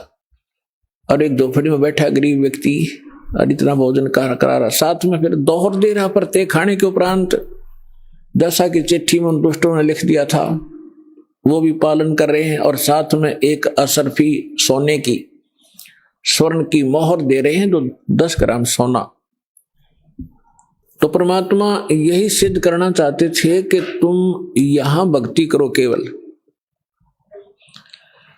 और फिर मैं देखूंगा तुम्हारे सारे व्यवसाय को। देखो, माता पिता को बच्चों की सब चिंता रहती है कि अब इसको किस चीज की आवश्यकता है। गर्मी आती है तो गर्मियों के कपड़े, सर्दी आती है तो सर्दियों के कपड़े, समय पर भोजन व्यवस्था सारा कुछ करते हैं। तो आप उसके बालक बन गए इस दीक्षा के लेने के बाद, आपका पुनर्जन्म हुआ है इसी जीवन में। जिस दिन सतगुरु भेंटिया ता दिन लेख जान, बाकी समय गंवा दिया बिना गुरु के ज्ञान। जब तक गुरु से उपदेश नहीं मिलते तब तक आपका जीवन, मनुष्य शरीर होते हुए मनुष्य का जीवन नहीं जी रहे थे। हम तो अन्य पशु पक्षियों जैसे ही क्रियाओं में व्यस्त थे, और जिस दिन से सतगुरु मिलते हैं हमारी सब क्रियाओं में परिवर्तन होता है, हमारा आध्यात्मिक जन्म होता है। तो आप उस परमात्मा के वचन के पुत्र हो गए हो, पुत्री हो गई हो। अब उसको चिंता रहेगी अगर आप विश्वास के साथ मर्यादा में रहकर परमात्मा की भक्ति करते रहोगे। कबीर साहब कहते हैं, कल्पे कारण कौन है, तू कर सेवा निकाम, और मन इच्छा फल दूंगा। जब पड़े मेरे ते काम, जब मेरे सतर का काम होगा ना, जब देखना मेरे रंग। अपने आत्मा कितना धनी या कितना उच्च पोस्ट प्राप्त प्राणी हो, चाहे प्रधानमंत्री हो, उसका लड़का जा रहा है कि कार में एक्सीडेंट में मर गया, तो वो समर्थता के काम आई उसकी। और भगवान के साथ प्रधानमंत्री भी भगवान की भक्ति कर रहा होता और बेटा भी कर रहा होता, तो वहां धनी का काम था वहां पर बचाने का। जीव नहीं बता सकता, चाहे कितना महिमावान हो। तो यहां कहते हैं कल्पे कारण कौन है, क्यों चिंतित रहता है तू, कर सेवा निकाम, निष्काम भाव से भक्ति कर मेरी, और मन इच्छा फल दूंगा जब पड़े मेरे ते काम। तो परमात्मा पर विश्वास करके भक्ति करो। अब गिरिदास जी कह रहे हैं सेवक हो के उतरे, यानी दास बनकर आए भगवान इस पृथ्वी के माही। उद्देश्य क्या लेकर आए, जीव उदाहरण जगत गुरु, बार बार बलि जाऊं मैं, कि जीव उदाहरण के लिए वो जगत गुरु, सारी सृष्टि को सच्चा ज्ञान देने वाले वो जगत गुरु। जगत गुरु इसका नाम होता है, ये नकली जगत गुरु का पता नहीं है। जगत गुरु लिख रहे हैं, तत्वदर्शी लिखे, ये सब डुप्लीकेट हैं सारे के सारे। अज्ञानी प्राणी है जिनको कह भी पता नहीं अध्यात्म मार्ग का। पुण्यात्माओं देखो, परमात्मा की दया बिना सच्चाई ना तो कही जा सकती और ना स्वीकार हो सकती। अब दास ने लगभग 10 वर्ष हो गए टीवी चैनल पे सबको ललकार दिया, सबको बता दिया तुम झूठे हो, तुम्हारा ज्ञान झूठा, तुम्हारा भगवान नकली और तुम्हारा ज्ञान गलत, तुम्हारी भक्ति गलत, और कोई नहीं चल सकता। एक शब्द कह के दिखा दो, कोई एक संत एक दूसरे के प्रति हंगामा मचा दे, क्योंकि वो झूठे को झूठा कहेगा। और यहां परमात्मा के ज्ञान के आधार से कहा जा रहा है, कोई सब बोल नहीं रहे, बोल रहे तो उनकी दूनी विद पिट्टे।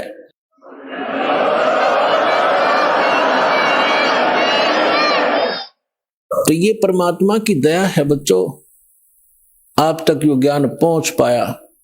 ये दास जाने या भगवान जाने या मेरे साथ उस समय से लग रहे ये आपके भाई बहन इस संघर्ष से वो परिचित हैं, कैसे संघर्ष करके आप तक इस सत्र में पहुंचे। जेल तक भेज दिया झूठे केस बना के नकली लोगों ने। लेकिन परमात्मा कहते हैं जिसके साथ भगवान होता है, और सत्य को कुछ दिन दबाया जा सकता है, मिटाया नहीं जा सकता। आज देख रहे हो पूरा विश्व समझ गया कि सच्चाई क्या थी और किस प्रकार से आप तक ये ज्ञान पहुंचा पाए हैं। कोई टीवी चैनल वाला चलाने को तैयार नहीं, जो सारे नकली बैठे, उनको पैसे चाहिए। एक ही साधना वाले पे पता नहीं परमात्मा ये कौन से जन्म का पुण्यकर्मी था, इसने मच्छी करी और दया हुई दाता की, आप तक जो ज्ञान पहुंच पाया। और अब इसको संभाल के रखना अब कर्तव्य है आपका, प्रत्येक भाई बहन का। सभी विश्व के आप प्राणी आपके भाई बहन हैं, सतलोक के रहने वाले हैं। असंख्य जन्म या धक्के खाते भटकते होंगे हैं, या ना सुखी हो सकते ना सुखी कभी हुए हैं। सबको बता दो, डंडोरा पीट दो कि मोक्ष होगा तो सतलोक आश्रम बरवाड़ा जिला हिसार हरियाणा में है, नाम लो और अपना कल्याण कराओ।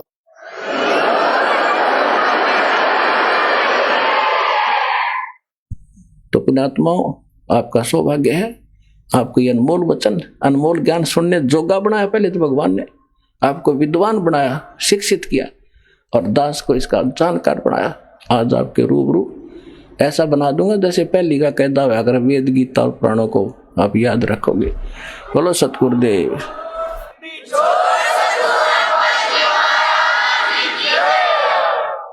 तो अब आपको कुछ भक्तों के अनुभव सुनाएंगे जिनको परमात्मा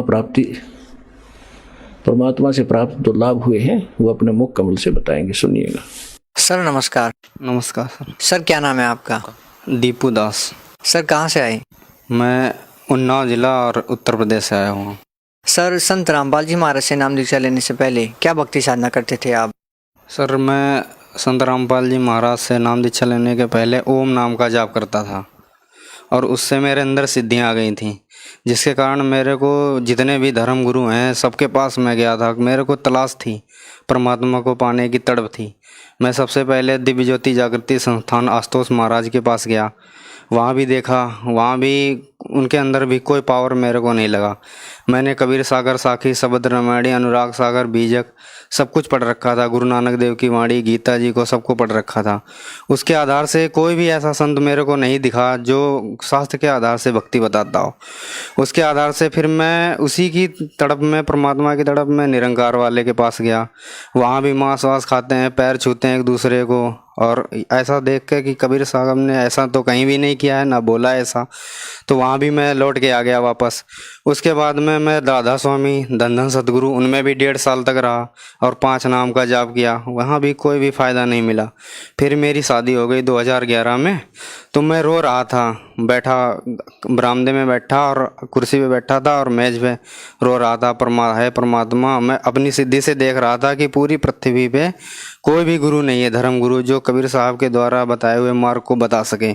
मेरे को सब चीज़ दिखती थी, पूरी पृथ्वी एक ग्लोब की तरह, जैसे ऐसे दिखती थी फिल्म की तरह, उसमें सब कुछ मैं सब देख रहा था। मेरे को ऐसे ही अचानक मैं रो रहा था, तड़प रहा था परमात्मा के लिए, मेरा मनुष्य का जीवन बर्बाद हो जाएगा, शादी भी हो गई, और ऐसा ही सोच रहा था कि कबीर साहब जो गुरु जी हैं अपने, संत रामपाल जी महाराज हमारे, वो आसमान में, मैं ऊपर की तरफ देखा और मेरे नाते रिश्तेदार 3 दिन हुआ था, वो पल्ली पे ही बैठे थे। जो शादी के तीसरे दिन, मैं ऐसे तीसरे दिन सोच रहा था कि संत रामपाल जी महाराज आसमान से सीधे उतरे, हाथ में कुल्हाड़ी पकड़े थे, और मेरे से मैं उनको देखते ही जैसे मैं जड़ हो गया और स्टैचू बन गया, और मेरे हाथ पैर शरीर सब बंद गया और आंखें खुली हुई थी और ऐसे बंद गया। फिर मैं देखता हूँ कि वो बोलते हैं मुस्कुरा के मेरे से, दीपू चलो मैं तुम्हें बांस काट के देता हूँ। मैं उनको देख के मैं बोला, मुंह से नहीं बात हो रही थी, मैं बंद गया बिल्कुल जैसे, और वैसे मतलब हृदय से बात हो रही थी। बोले चलो तुम्हें मैं बांस काट के देता हूँ। मैंने कहा यार, मैं जैसे अपने मित्र से बात कर रहा हूँ, उनके शरीर से श्वेत यानी दूध की जैसा प्रकाश निकल रहा था, उनके सभी अंगों से सफ़ेद कुर्ता पजामा पहन रखा था, सभी शरीर से सारा प्रकाश निकल रहा था। उनकी उपस्थिति में मेरे को दीवाल का कोई पर्दा नहीं था, सारा आर पार दिखाई दे रहा था। वो बोलते हैं कि तू नहीं जाएगा बांस काटने? मैंने कहा मैं नहीं आपके साथ जाऊंगा, आपको मैं नहीं जानता हूँ। उनके आने से मेरे को डर वर सब भग गया था, आनंद आ रहा था, प्रफुल्लता थी मन में, उल्लास था। और वो जा रहे थे, बांस काट के लाए और वो अर्थी बना रहे थे मेरे घर के पीछे में। मैं बोला ये क्या कर रहे हो आप? तो वो बोले देखते रहो। मैंने उनसे हंस के कहा कि अच्छा वो दादी बीमार है ना प्रमोद की, हमारे मोहल्ले में, इसीलिए उनको ले जाने के लिए आए हो आप? चलो ले जाओ, वो अंधी है बेचारी को बहुत दुख है, दिखाई भी नहीं देता है, ले जाओ उनको। तो वो गुरुजी हंस के बोलने लगे, संत रामपाल जी महाराज कहने लगे नहीं उनका नंबर नहीं है, अब तुम्हारा नंबर है। मैं बोला नहीं मैं अभी नहीं जाऊंगा, अभी माँ बाप की सेवा भी नहीं की है और ना ही अभी मेरी तो 3 दिन शादी का हुआ है, बाद में आ जाना, ऐसे करने लगा। तो परमात्मा ने मेरे को समझाया, सदगुरु देव जी ने, मेरे संत रामपाल जी ने मेरे को समझाया कि संसार में क्या देख के तू खुश हो रहा है, यहाँ संसार में कोई भी अपना नहीं है, चल तू मेरे साथ में परमात्मा की भक्ति कर। मैं उनको पहले कभी भी जानता भी नहीं था कि ये कौन संत हैं, कहाँ रहते हैं, उनके बारे में मेरे को कुछ भी जानकारी नहीं थी। उसके बाद में संत रामपाल जी महाराज से मैंने प्रश्न किया कि आप क्या काल के दूत हो? बोले नहीं, क्योंकि मैंने कबीर सागर ये सब पढ़ा था, उसी के आधार से मैंने बोला कि आपके काल के दूत हो? बोले नहीं, मैं काल का दूत नहीं हूँ। फिर उन्होंने समझाया, मेरे को बहुत दिखाया, फिर बोले काल देखेगा कैसा होता है? मैंने कहा हाँ देखूंगा। उनकी जो आकृति होती है वो इनविजिबल होती है, तुरंत ही जैसे एक बहुत बड़ा तालाब जैसा होता है, उसमें से कचड़ा खून खच्चड़ ऐसे भरा पड़ा रहता है, उसमें से एक बहुत भयंकर आकृति निकल के आती है सामने। अब वो आकृति जैसे चपटा मुंह का है और चपटे मुंह का है, उसके पूरे शरीर से जैसे कोई घाव वाव जैसा फोड़ा फट जाता है ऐसे था, पूरे शरीर में उसके घाव था और वो सड़ा हुआ था बिल्कुल कतई, उसको गंध आ रही थी, बदबू आ रही थी। और वो मेरे को पकड़ लिया उसने पंजे में और मैं झटपटाने लगा, रोने लगा कि है, पर मम्मी पापा जितने भी बाहर बैठे थे बचाओ, कोई भी मेरी तरफ नहीं देख रहा था। उसके बाद मैं उनसे जब कह लिया कि नहीं बचा रहे हैं, मैं आंसुओं की धार थी, कोई भी मेरी तरफ देख नहीं रहा था और मेरे को दबा रहा था, वो हड्डियां चटक रही थी, आंसुओं की धार बंधी हुई थी। तभी मैंने कहा, जितने भी भाई हमारे बुआ मामा फुप्पा लगते थे सबसे कह लिया, मगर किसी ने मेरी तरफ ध्यान नहीं दिया। तभी तक मैंने देखा कि वो जिससे मैं कह रहा हूँ बचाओ, पूरे गांव वालों को उसका इतना बड़ा पंजा है, उसमें सबको पकड़ रखा है खाने के लिए। तब मेरे को परमात्मा, मैंने साखियाँ सब पढ़ी थी, तब मेरे को वो श्लोक याद आ गया कि कबीर साहब कहते हैं कि झूठे सुख को सुख कह मान रहा मन मोद, जगत चबेना काल का कुछ मुख में कुछ गोद। उसके बाद में फिर मेरे अंदर एक दिन ऐसा ही और हुआ कि एक बार एक कबीर साहब के रूप में एक बहुत बड़ा सा यानी देव कोई आया फरिश्ता, उसको मैं ऐसे ही कहूँगा फरिश्ता, क्योंकि कबीर साहब ही थे वो। उन्होंने कहा कि तुम परमात्मा को देखोगे। मैं बहुत ढूंढता था ऐसे, मैंने कहा हाँ देखूंगा। तो उन्होंने क्या किया, मेरे पेट पे हाथ फेर दिया ऐसे, जैसे पेट पे हाथ फेरा, जैसे टीवी में नहीं वो आते हैं चित्र ये सब, ऐसे मेरे को पूरा जितना भी नदियाँ, झरना, पहाड़, पोखर, पूरी पृथ्वी सब दिखाई देने लगा। सारे देश, जितने भी जीव जंतु, पृथ्वी वैसा सब कुछ दिखाई दिया। नदियाँ, झरना, बर्फ से ढकी हुई पहाड़ियाँ, सब कुछ दिखाई दिया। उसके बाद मैं देख रहा हूँ एक पृथ्वी से भी बढ़कर बड़ा एक सरोवर जैसा है, उसमें निर्मल जल भरा हुआ है। उसमें काले काले पक्षी हैं, वो उसमें आते हैं, डुबकी लगाते हैं और सफ़ेद बन जाते हैं। और एक प्रकाश का जैसा पुंज है बहुत बड़ा, और उसमें समा जाते हैं। उसके आगे मेरे को नहीं दिखाई दे रहा था। अब वो चीज़ जब हो जाती है, फिर वो प्रकाश का पुंज जैसा बन के मेरे अंदर समा जाते हैं। बोलते हैं बेटा अब तू मुझे ढूंढ लेना। उन्हीं की खोज में मैं इधर उधर भटकता रहा। एक बार और क्या हुआ, मैं फिर परमात्मा ने मेरे को ऐसा कर दिया कि मेरे को अपने आप ही साखी, शबद, रामायणी, बीजक, अनुराग सागर, गीता, वेद, ये सारे सबका सार आने लगा अपने आप ही, मेरे को आने लगा अपने अंदर ही। मैं जो भी बोलता अपने आप ही पता नहीं कहाँ से 4-4, 6-6 घंटा श्लोक बोलता रहता, वाणियाँ बोलता रहता, मेरे को खुद नहीं पता होता कि मैं क्या कह रहा हूँ। तो उसके बाद में एक दिन क्या हुआ, मैं कि उसमें खेत में 4 घंटा कबीर साहब की साखियाँ कह के आया। खेत में लेटा ही था कि तुरंत ही मेरी आंखें ऐसे खुली की खुली रह गईं। आसमान की तरफ देखा, चांदनी, पूर्णिमा की रात थी, चांदनी थी पूरी और नक्षत्र जगमगा रहे थे। थोड़ी देर बाद देखा, 11 बजे का टाइम था रात को, कि सारे नक्षत्र, चंद्रमा सब गायब हैं, कोई भी दिखाई नहीं दे रहा, चांदनी केवल दिखाई दे रही है। मैंने सोचा कि अभी ये कहाँ चले गए, अभी तो यहीं पे जगमगा रहे थे। ऐसा ही विचार कर रहा था कि मेरे अंदर आनंद आया और हमारी आंखें खुली की खुली रह गईं। अचानक ही एक किताब प्रकट होती है आसमान में, सफ़ेद रंग की, और उस किताब पे जैसे हम लोग टाइपिंग करते हैं ना, वैसे ही नक्षत्र, चंद्रमा, तारा सब कट कट कट टाइपिंग होते हुए चले जाते हैं। फिर वो किताब जो भर जाती है वो गायब हो जाती है। उसके बाद में गुलाबी रंग का कमल निकलता है और पूरे आकाश में खिल जाता है। जब गुलाबी रंग का कमल खिल जाता है, उसमें देखता हूँ कि गरीबदास जी महाराज गेरुए रंग की जो ड्रेस पहने हैं, कपड़े, उसको पहन के सिरा उस पे आसन पे जैसे उसमें है, और वैसे बैठे हुए हैं, आशीर्वाद ऐसे दे रहे हैं, मुस्कुरा रहे हैं और ऐसे ऐसे भाव भी मेरी तरफ कर रहे हैं। मैं उनको जानता भी नहीं था, और इतना कोमल, इतना वैसा पारदर्शी शरीर, जैसे कमल की पंखुड़ियों से भी हल्का आर पार दिखाई दे रहा उनके शरीर से, यानी सोने जैसी लाइट निकल रही थी पूरे शरीर से। और जैसे कहते हैं वेदों में कि उस लोग कहते हैं कि उसकी प्रतिमा कोई नहीं है, तब मेरे को परमात्मा के बारे में समझ में आया कि संसार में वास्तव में उसकी कोई प्रतिमा नहीं है, उसके जैसा कोई है ही नहीं यहाँ पे संसार में। इस प्रकार से देखा। और फिर एक बार मैं, मेरा जो दोस्त है अब भगत है वो पहले, तो मैं एक बार ऐसे ही परमात्मा का ध्यान करते करते, नाम भी नहीं लिया था उसके पहले कि ये सब घटनाएं, ऐसे ही ध्यान करते करते मेरे को एक दोस्त आया मेरा और गाड़ी में बिठा के ले गया आसमान में। वहाँ पे बिना नींव, कमल खिला हुआ है, बिना नींव का मंदिर है, और वहाँ पे हिंदू, मुस्लिम, सिख, ईसाई, ये कोई भी वैन नहीं है, सभी धर्मों के लोग आ रहे हैं, आपस में मिल के रह रहे हैं। फिर आपस में वहाँ पे बिना नींव का वो कमल का फूल है, कोई उसका आधार नहीं है, उसमें आरती हो रही है। उसको देख के वहाँ पे बहुत शांति है, कोई भी लड़ाई झगड़ा नहीं, कोई जुरिडिक्शन बाउंड्री नहीं, कोई समय सीमा, मुल्क, दायरा, जात पात, वहाँ कुछ भी नहीं। उसको देख के मैं सोचा कि मैं यहीं रहूँगा, यहीं रहूँगा। वो थोड़ी देर बाद मैं वहाँ घूमता फिरता रहा, तो थोड़ी देर बाद वो लड़का बोला कि चलो तुम्हारा यहाँ काम ख़त्म, नीचे जाओ। मैं बोला नहीं नहीं मैं नहीं जाऊँगा। ज़बरदस्ती वो करने लगे, 4-5 आए, मेरे को ज़बरदस्ती भेजने लगे नीचे। जैसे ही मेरे को ज़बरदस्ती नीचे भेजने लगे, मैंने कहा अच्छा भेज तो रहे हो नीचे, मगर मेरे को यहाँ का पानी पी लेने दो। जब मैंने कहा पानी, कोई पात्र दो ऐसे, तो उन्होंने मेरे को जो चलनी होती है जिसमें आटा वाटा निकाला जाता है वो देते हैं। वो नल में लगाता हूँ तो सारा पानी नीचे चला जाता है। मैं सोचता हूँ कि अरे यार तुम मेरे को मूर्ख बना रहे हो, उनसे कह रहा हूँ, और ये तो इसमें तो पानी रुकेगा भी नहीं, ये तो सारा नीचे चला जाएगा। तो वो उसने कहा कि इसी प्रकार से बिना गुरु के सारा ज्ञान जो भी अर्जित करोगे सब नीचे ही चला जाएगा, टिकेगा कुछ भी नहीं। तो इस प्रकार से फिर मैं गुरु की तलाश में निकला।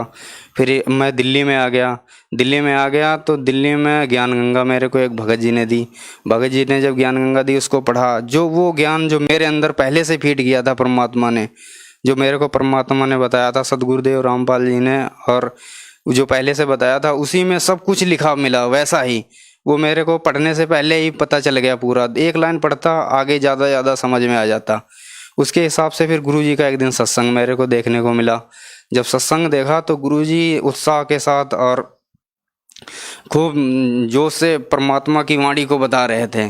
और ऐसा मैंने अन्य संतों के पास गया, वो केवल सद्गुणों की पुष्टि करते हैं पहले, फिर उसके बाद में अपना मत प्रकट करते हैं। अपना मत प्रकट करने के बाद जीवों को सम्मोहित करके, यानी वाणी से वो करके, फिर उनको पाखंड, आडंबर, बाहरी कर्मकांड ये सब बताते हैं, जिससे उनकी जीवों की बुद्धि नष्ट हो जाती है। और उसके बाद में काल का ये सब पाखंड, आडंबर ये सब है, फिर जीव के अंदर आशाएं, इच्छाएं, तृष्णाएं और ये भोग विलास के प्रति इच्छा ये सब जागृत होती है, और उनके पास कुछ भी नहीं, इसीलिए उनको कोई लाभ नहीं होता है। तो फिर सदगुरुदेव उसने बताया मेरे को, उसमें एड्रेस पे पढ़ा कि बरवाला में, ये गुरुजी को देख के ही मैं पहचान गया कि अरे ये तो वही वाले गुरुजी हैं जो मेरे को पहले मिले थे। पहले जब मैं जानता भी नहीं था इनको, तो मेरे को पता करना था कि कहाँ। उनसे भगत जी से पूछा कब चलोगे। मेरे को इतनी तड़प हुई कि वो आए ही नहीं। फिर मैं 2013 में 4 अप्रैल 2013 में जब वो दोबारा करोथा वाला आश्रम ही मिला था, वो ऐसे ही विवाद चल रहा था, मैं फिर भी चला गया वहाँ। और वहाँ जाके सदगुरु जी के वहाँ जाके नाम दीक्षा ली। और वहाँ जाते ही मेरे को ऐसा लगा कि जैसे मैं इन सबको पहले से ही जानता हूँ, और उन सब से इतना हिल मिल गया कि वो सब अपने जैसे लगने लगे। वहाँ जाके ऐसा भाव, ऐसा कि ये तो वहाँ तो ईंट पत्थर में हम भटक रहे थे, धक्के खा रहे थे, ये तो जागृत मंदिर है। सब जितने भी थे वो हम ईंट पत्थर के देवता बनाए हुए थे, यहाँ तो सारे देवता ही देवता हैं। उनसे मिलकर मेरे को बहुत खुशी हुई।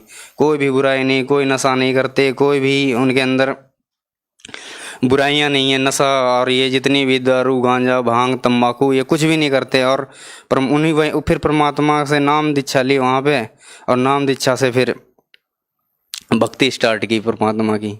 सर, आपने लगभग हिंदुस्तान के सभी प्रसिद्ध धर्मगुरुओं से, उन पंथों से जुड़े, उनसे आपने नाम दीक्षा ली, उनसे आपको कोई संतुष्टि नहीं हुई। सर, संत रामपाल जी महाराज से नाम दीक्षा लेने के बाद आपको संतुष्टि हुई। संत रामपाल जी महाराज ने आपको ऐसी क्या बातें बताई जिससे आपको संतुष्टि हुई और अन्य धर्मगुरुओं से वो बातें आपको सुनने को नहीं मिली? सर जी, ऐसा हुआ था, मैं इससे पहले राधा स्वामी में था। राधा स्वामी में 5 नाम देते थे। उस नाम से क्या हो रहा था कि मैं उसका जाप करता था, 1.5 घंटे 2 घंटे करता था, 2.5 घंटे करता था, जिसके कारण जो मेरा मन है वो शांत नहीं हो रहा था। मेरे अंदर हजारों प्रश्न थे कि परमात्मा कैसा है, कहाँ है, ऐसे। और उसमें क्या है कि वो बता रहे थे कि परमात्मा ज्योति है, और निराकार भी बताते परमात्मा ज्योति और नाद के रूप में सब कण कण में विद्यमान है। और वहाँ निराकार ही निराकार है, चेतनता ही चेतन है, निराकार है परमात्मा। वहाँ बूंद ऐसे समा जाती है जैसे समंदर में पानी की बूंद, और मोक्ष हो जाता है। मगर जब मैंने परमात्मा की वाणी पढ़ी थी तो उसमें कबीर सागर में लिखा था परमात्मा सशरीर है, और उसके एक रोमकूप में अरबों खरबों सूर्यों का प्रकाश है अकलोक में। और वहाँ जो आत्माएं चली जाती हैं वह उनके शरीर के अंदर 16 सूर्य चंद्रमा की मिली जुली रोशनी, ऐसी रोशनी है उनके अंदर जिसमें वो जलन गर्मी ना हो, ऐसी रोशनी है। तो उसी आधार से मैं उसमें शांति नहीं मिल रही थी। मैं ढूंढ रहा था कि ऐसा कौन सा गुरु मिले।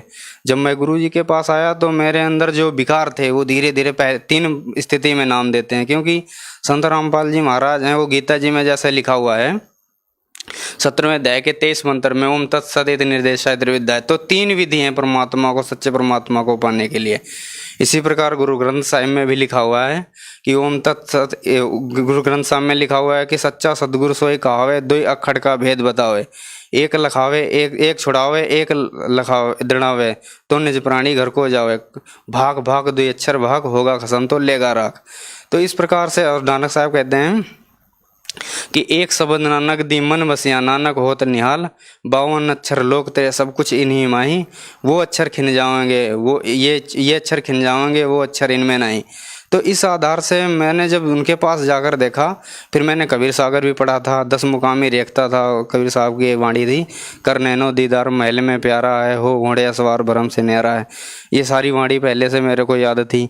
उसके आधार से जो पहला मंत्र था ये बताते ही नहीं थे, और ये मंत्र ऋण, ये जो देवी देवताओं का कमलों का जो मंत्र होता है इनसे निकलने के लिए, वो बताते नहीं थे। और मेरे को ऐसा लगता था कि ये भी हमारे बुरे नहीं हैं, क्योंकि जो ये देवी देवता है, क्योंकि पूरी सृष्टि ये हमारा परिवार है। और इसी प्रकार से वो कुछ बताते भी नहीं थे। पहला मंत्र बोलते थे कि ब्रह्मा विष्णु शिव से क्या हमें लेना देना है, हम तो इसके त्रिकुटी के ऊपर जाएंगे। और हम इसी चक्कर में मेरे को शांति भी नहीं मिल रही। तो ऐसा हुआ कि उनके द्वारा नाम करके जाप देख लिया मैंने। पहले ओम नाम जो जपा था, उससे जो नाद ये पांचों बताते थे, नाद ध्वन, तो जब हम शरीर को खाली करके ऊपर आते थे तो त्रिकुटी के अंदर एक ज्योति जैसी जलती दिखाई देती थी। ये जब सुन्न हो जाता था पूरा शरीर, यही नाड़ियाँ ये घंटे की तरह टन टन जैसे बोलती सुनाई देती थी। उसके बाद में जो आपस में ये कमलों से खिंचाव होता था, यही बीणा की तरह आवाज़ करती थी जैसे धुन। और हृदय के अंदर ये ढोल जैसा जब खाली हो जाता है, गड़गड़ ऐसा बजता है, मुरली की आवाज़, ऐसे श्वास से शंख जैसी आवाज़।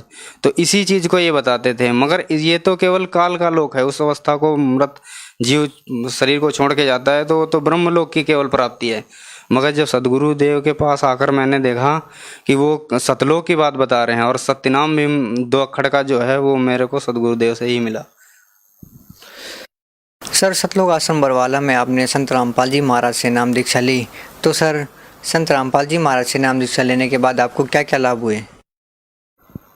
सबसे पहले तो मेरे को जो हमारे अंदर बहुत से प्रश्न रहते थे कि परमात्मा कैसा है, कहाँ मिलेगा, ऐसे वो तलाश खत्म हुई। और हमारे अंदर जो तड़प थी वो भी शांत हो गई। जो हमारा मानसिक, आध्यात्मिक, शारीरिक, भौतिक पतन हो चुका था, वो सदगुरुदेव के यहाँ आने से फिर से उत्थान चालू हुआ। और हमारी जो इंद्रियां हैं ये भी कम, मतलब हमारे परमात्मा के जाप के, जब सदगुरुदेव रामपाल जी के द्वारा सतनाम के जाप करने से जो हमारी इंद्रियां हैं, हमारी जो बुद्धि है जो बिल्कुल ख़त्म हो चुकी थी, उसमें क्या है कि परमात्मा के नाम से उस बुद्धि को निर्मल कर दिया। अब हमको कोई भी कहता है, कुछ भी कहता है, तुम्हारे गुरुजी ऐसे हैं वैसे हैं, कुछ भी ऐसे वैसे, कोई भी फर्क नहीं पड़ता है। तो संत रामपाल जी महाराज के यहाँ नाम लेने से क्या हुआ कि मेरे अंदर सभी विकार दूर हो गए। उसके बाद में मेरा सर दर्द करता था आधा, क्योंकि मैं सोचता रहता था, ऐसे ज़्यादा चिंतन करता था, इसलिए सर दर्द मेरा आधा किया करता था। सदगुरुदेव के यहाँ नाम दीक्षा लेने से वो सर दर्द भी ख़त्म हो गया। आज मेरे को 3 साल हो गया, सर दर्द नहीं हुआ। उसके उपरांत एक बार क्या हुआ कि मेरे को पहला नाम लिया था, दूसरा हाजिरी लगवाने के लिए आना था। मैंने 13 ड्यूटी की थी केवल कंपनी में, और मेरे को कमरे का भी किराया देना था, वो सब देना था, रूम रेंट का ये सब। मैं घर चला गया था, दादी बीमार थी। उसके बाद मैं लौट के आया तो उसमें देखता हूँ कि मेरे पूरे महीने की सैलरी आई हुई है। तो ये सदगुरुदेव की कृपा से मेरे को लाभ मिला। और उसके बाद में जो भी बरवाला कांड में जो मैं अंदर गया, जेल में भी चला गया गुरुजी के वहाँ पे, तो वहाँ भी मेरे को बहुत ऐसे लाभ हुए कि वहाँ जाने से मेरे अंदर दृढ़ता आ गई। दृढ़ता आने से क्या हुआ है कि अब मेरे को कोई भी कुछ भी कहे, मेरे को ये पक्का पता चल चुका है। जैसे गीता जी के 17वें अध्याय के मंत्र नंबर 29 में कहा है कि जरा मरण मोक्षाय माम आश्रिते यतन्ति ते तत् ब्रह्म विदु अखिलम चाध्यात्म कर्मम। तो परमात्मा ने भी कहा है कि वो सारी इच्छाएं, जो आशाएं, तृष्णाएं, कामनाएं थीं, वो सारी खत्म हो गई अंदर जाके। और मुझे ये भी पता चल गया कि कौन अपना है कौन पराया है। कोई भी मेरे से मिलने नहीं आया, इतने नाते रिश्तेदार सब ने साथ छोड़ दिया। अब मेरे को कोई भी अपना नहीं दिखाई देता है। अब मेरे को सदगुरु के अलावा कोई भी अपना नहीं दिखाई देता है। सर, बरवाला की घटना के दौरान आप जेल में रह के आए हैं। सर, संत रामपाल जी महाराज में आप अभी भी विश्वास वैसा ही रखते हैं जैसे पहले रखते थे? हाँ जी, बिल्कुल। मैं अब उससे भी ज़्यादा विश्वास रखने लगा हूँ। पहले तो हो सकता कहने से मैं डगमग भी हो जाता दूसरे से। सर, बरवाला की घटना के दौरान आपके साथ अत्याचार हुए, जेल में भी आपके साथ अत्याचार हुए होंगे। सर, उसके बाद भी संत रामपाल जी महाराज में आपका पूर्ण विश्वास है, कैसे? ये ऐसा है कि संत रामपाल जी महाराज हैं जो वो शास्त्रों के अनुसार से भक्ति बताते हैं, और हमने सारे प्रमाणों को, हम आज शिक्षित हैं, सब शास्त्रों को पढ़ के उनके चरणों में, उनके शरण में गए थे, उनसे नाम दीक्षा ली। और इसी आधार से सब एक एक पॉइंट को बताने के लिए एक पॉइंट बताते हैं। गुरुजी 6 प्रमाण देते हैं। एक सत्संग, एक बात बोलते हैं, उसके लिए 6 प्रमाण देते हैं। जिसके कारण गुरुजी ने क्या किया है कि सारे प्रमाणों को, शास्त्रों को खोल के हमारे सामने रख दिया। अब सारे ज्ञानी बना दिया गुरु जी ने। अब हमको खुद पता चल चुका है, क्योंकि सदगुरु जो आते हैं ना, वो ऐसी लीला करते रहते हैं, क्योंकि वो नकली शिष्यों से छुटकारा पाने के लिए ऐसा करते रहते हैं। जैसे गुरु जी ने कहा भी है कि सदगुरु ऐसा चाहिए जैसे सूप स्वभाव, सार सार को गहे रखे थोता दे उड़ाए। जैसे एक आम का पेड़ होता है, वो जब छायादार वृक्ष के रूप में परिवर्तित हो जाता है तो उसमें फिर फूल आता है। फूल, सारे फूल फल नहीं बन जाते हैं। उसको फल बनने के लिए उसमें गर्म सर्द हवाएं भी चलती हैं, गर्मियों का मौसम होता है बहुत, और उसमें जिन सब फूल झड़ जाता है, वही टिक पाता है, फल के रूप में परिवर्तित हो पाता है, जिसकी पकड़ मजबूत होती है। उसके बाद में वो उसके अंदर जब मजबूत हो जाता है तो डालियां अपने आप झुक जाती हैं नीचे, और फिर उस फल के अंदर मिठास आ जाती है, और फिर पकता है, फिर उसके अंदर मिठास आती है। इसी प्रकार से हम जब सदगुरु के ऊपर दृढ़ता रखेंगे, और हम सब शास्त्रों को देख सुन के और पढ़ के तब आए हुए हैं सदगुरु की शरण में, अब हमें सब विश्वास हो चुका है कि हम यहाँ, क्योंकि हमारी वृत्ति अभी भी नाते रिश्ते परिवार इन्हीं में सब में अटकी हुई थी, और हम बहुत परिवार में इसी में उलझे रहते थे सभी लोग। अब जब जेल के अंदर चले गए तो हमें ये पता चल गया है कि संसार में कोई अपना नहीं है, और हम अकेले हैं, इस संसार में अकेले आए हैं, अकेले ही जाएंगे। इसीलिए अब हमें कोई चिंता नहीं है। अब हमें ये पक्का विश्वास हो चुका है कि अब हमारा मोक्ष पक्का हो चुका है। सर, जो लोग संत रामपाल जी महाराज से जुड़ना चाहते हैं, वो संत रामपाल जी महाराज से कैसे जुड़ सकते हैं? अब साधना चैनल पे सदगुरु रामपाल जी का सत्संग आता है 7:40 से 8:40 तक, उस पर आता है। उसमें जो अंडरलाइन नीचे लिखा हुआ आता है, उसको जो उनसे जुड़ना चाहते हैं वो अपने उसमें नोट करें। और उनके जगह जगह पे वो ब्रांचें खुल चुकी हैं, जगह जगह पे अपने नज़दीकी उस भगत से संपर्क करके और वहाँ पे जाएं और नाम दीक्षा लेके अपना मनुष्य जीवन का प्रथम जो उद्देश्य है वो कल्याण करवाएं अपना मानव जीवन का, और सत्यलोक में चलें भक्ति करके। सर, उन श्रद्धालुओं को नाम दीक्षा तो मिल जाएगी, लेकिन सर संत रामपाल जी महाराज का आशीर्वाद कैसे मिलेगा? सर, संत रामपाल जी महाराज के आशीर्वाद से तो ठीक होते हैं, तो क्या सर संत रामपाल जी महाराज की नाम दीक्षा से भी श्रद्धालु ठीक होते हैं? ऐसा है, जो नाम है ना, वो सदगुरु देव जी का जो नूरी शरीर जो गुरु होता है वो कोई शरीर नहीं होता है, गुरु शब्द होता है। तो इस प्रकार से जो परमात्मा है, जैसा नहीं शब्द रूप में सारी जगह में है परमात्मा, जो सदगुरु देव हैं वो हर जगह पे हैं जी, ऐसी कोई भी जगह नहीं है जहाँ वो नहीं है। इसलिए इस चीज़ की ना चिंता करके नाम लें, उन्हीं के द्वारा बताए हुए मार्ग उन्होंने ही आदेश दे रखा है, और उनका आशीर्वाद सबके साथ में है। और वहाँ पे नाम जाके उनको वो सारे लाभ मिलेंगे जो पहले मिलते थे, जिनके द्वारा वो शब्द रूप में सब जगह विराजमान है, सर्वत्र वो हैं वहाँ पे, क्योंकि परमात्मा शब्द स्वरूप ही है। सर, संत रामपाल जी महाराज किस धर्म को श्रेष्ठ मानते हैं? सर, हिंदू धर्म को, मुस्लिम धर्म को, सिख या ईसाई धर्म को? सर, संत रामपाल जी महाराज समाज को किस धर्म की ओर लेके जाना चाहते हैं? सर, इसमें यह है कि हमारे गुरुदेव जी ये बताते हैं कि हम हिंदू, मुस्लिम, सिख, ईसाई, बौद्ध, जैन, संगम, जेवड़ा, दरवेश, ब्राह्मण होने से पहले हम एक इंसान भी हैं। तो उन सब चीज़ें तो बाद में आती हैं। हमारे गुरु जी कहते हैं जीव हमारी जाति है, मानव धर्म हमारा, हिंदू, मुस्लिम, सिख, ईसाई धर्म नहीं कोई न्यारा। वो सच्चे मानवता की, सच्चे समाज की नींव रखना चाहते हैं, और वो समाज से बुराइयों को दूर करना चाहते हैं। सभी के अंदर सोए हुए देव तत्व को जगाने के लिए वो आए हुए हैं, और ऐसा वो कर भी रहे हैं।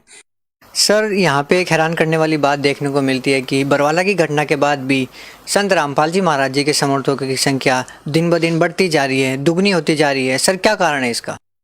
वो ऐसा है क्योंकि आज सब शिक्षित समाज हैं। अब हम लोगों का ध्यान बांटने, पब्लिक का ध्यान बांटने के लिए लोगों ने मीडिया के द्वारा ऐसा वैसा है, वहाँ फलाना धमाका, वहाँ कुछ भी नहीं मिला और जनता को बरगलाया। मगर आज सभी लोग पढ़े लिखे हैं और उनके सत्संग भी सभी ने सुन रखा है, एक ना एक दूसरे से सभी जुड़े हुए हैं। उसके आधार से उन्होंने तर्क शास्त्र के द्वारा और उसमें शास्त्रों के आधार से उन्होंने सारा कुछ देख के, और उन्हें अब पता चल चुका है पूरे समाज को ये एक षड्यंत्र था, साजिश थी उनको फंसाने के लिए, क्योंकि उनके 1-1.5 लाख हर महीने में शिष्य नए जुड़ने लगे थे। इसीलिए उनका ध्यान बांटने के लिए ये करवाया गया कांड, ये सब पूरा शासन प्रशासन। सर, यदि कोई श्रद्धालु ज्ञानगंगा पुस्तक को लेना चाहते हैं तो सर वो कितने पैसों में मिलेगी और कैसे मिलेगी? जो साधना चैनल है ना, उस पर लिखे हुए नंबरों पे संपर्क करें और अपने घर में ही बैठे मैडम मंगवा लें। सर भगत समाज को क्या कहना चाहेंगे? भगत समाज से हम यही कहना चाहते हैं कि जो शास्त्र विरुद्ध साधनाएं हैं जितनी भी, जैसे हमारे गीता जी में मना कर रखा है 7वें अध्याय के 20 में कि जिनकी बुद्धि माया के द्वारा चुरा ली जा चुकी है वो अन्य देवी देवताओं की पूजा करते हैं। तो इसी प्रकार से अब हम उस चीज़ को ना समझ के अब सदगुरुदेव संत रामपाल जी महाराज जो परमात्मा स्वरूप हैं, कबीरदेव के अवतार माने जाते हैं, वही हैं, और उनकी शरण में आए और शास्त्र के अनुसार भक्ति करें और अपना कल्याण कराएं और मोक्ष करवाएं। सर यहाँ हमें एक और बात देखने को मिलती है कि संत रामपाल जी महाराज जी के शिष्य गीता, वेद, पुराण, बाइबल सभी धर्मशास्त्रों के बारे में बहुत गहरा ज्ञान रखते हैं, जबकि देखा जाता है कि आज के समाज में जैसे कंप्यूटर युग चल रहा है सर, इस युग में धर्मशास्त्रों के बारे में इतना ध्यान नहीं दिया जाता। लेकिन सर संत रामपाल जी महाराज जी के शिष्य सभी धर्मों के शास्त्रों के बारे में इतनी गहरी जानकारी रखते हैं, सर क्या कारण है? ऐसा है, जैसे समुद्र का अध्ययन करना है तो हम लेबोरेटरी में समुद्र को नहीं ला सकते, उसकी कुछ बूंदों के हिला के हम पूरे समुद्र की गुणवत्ता और इसमें क्या क्या गुण है ये सब पता लगा सकते हैं। इसी प्रकार से हमारे जो गुरुजी हैं वो बहुत जल्द सभी शास्त्रों को, गीता जी को, वेदों को यानी तुलनात्मक तरीके से उसका जो सार निकाल के दे देते हैं। वो जो की है मास्टर आपकी जो पूरे शास्त्रों का ज्ञान, और वो सब सिंपल लैंग्वेज में बताते हैं जिसके द्वारा उन्हें आसानी से समझ में आ जाता है और वो बहुत जल्दी ही उस ज्ञान से परिपूर्ण हो जाते हैं। सर बहुत धन्यवाद आपका।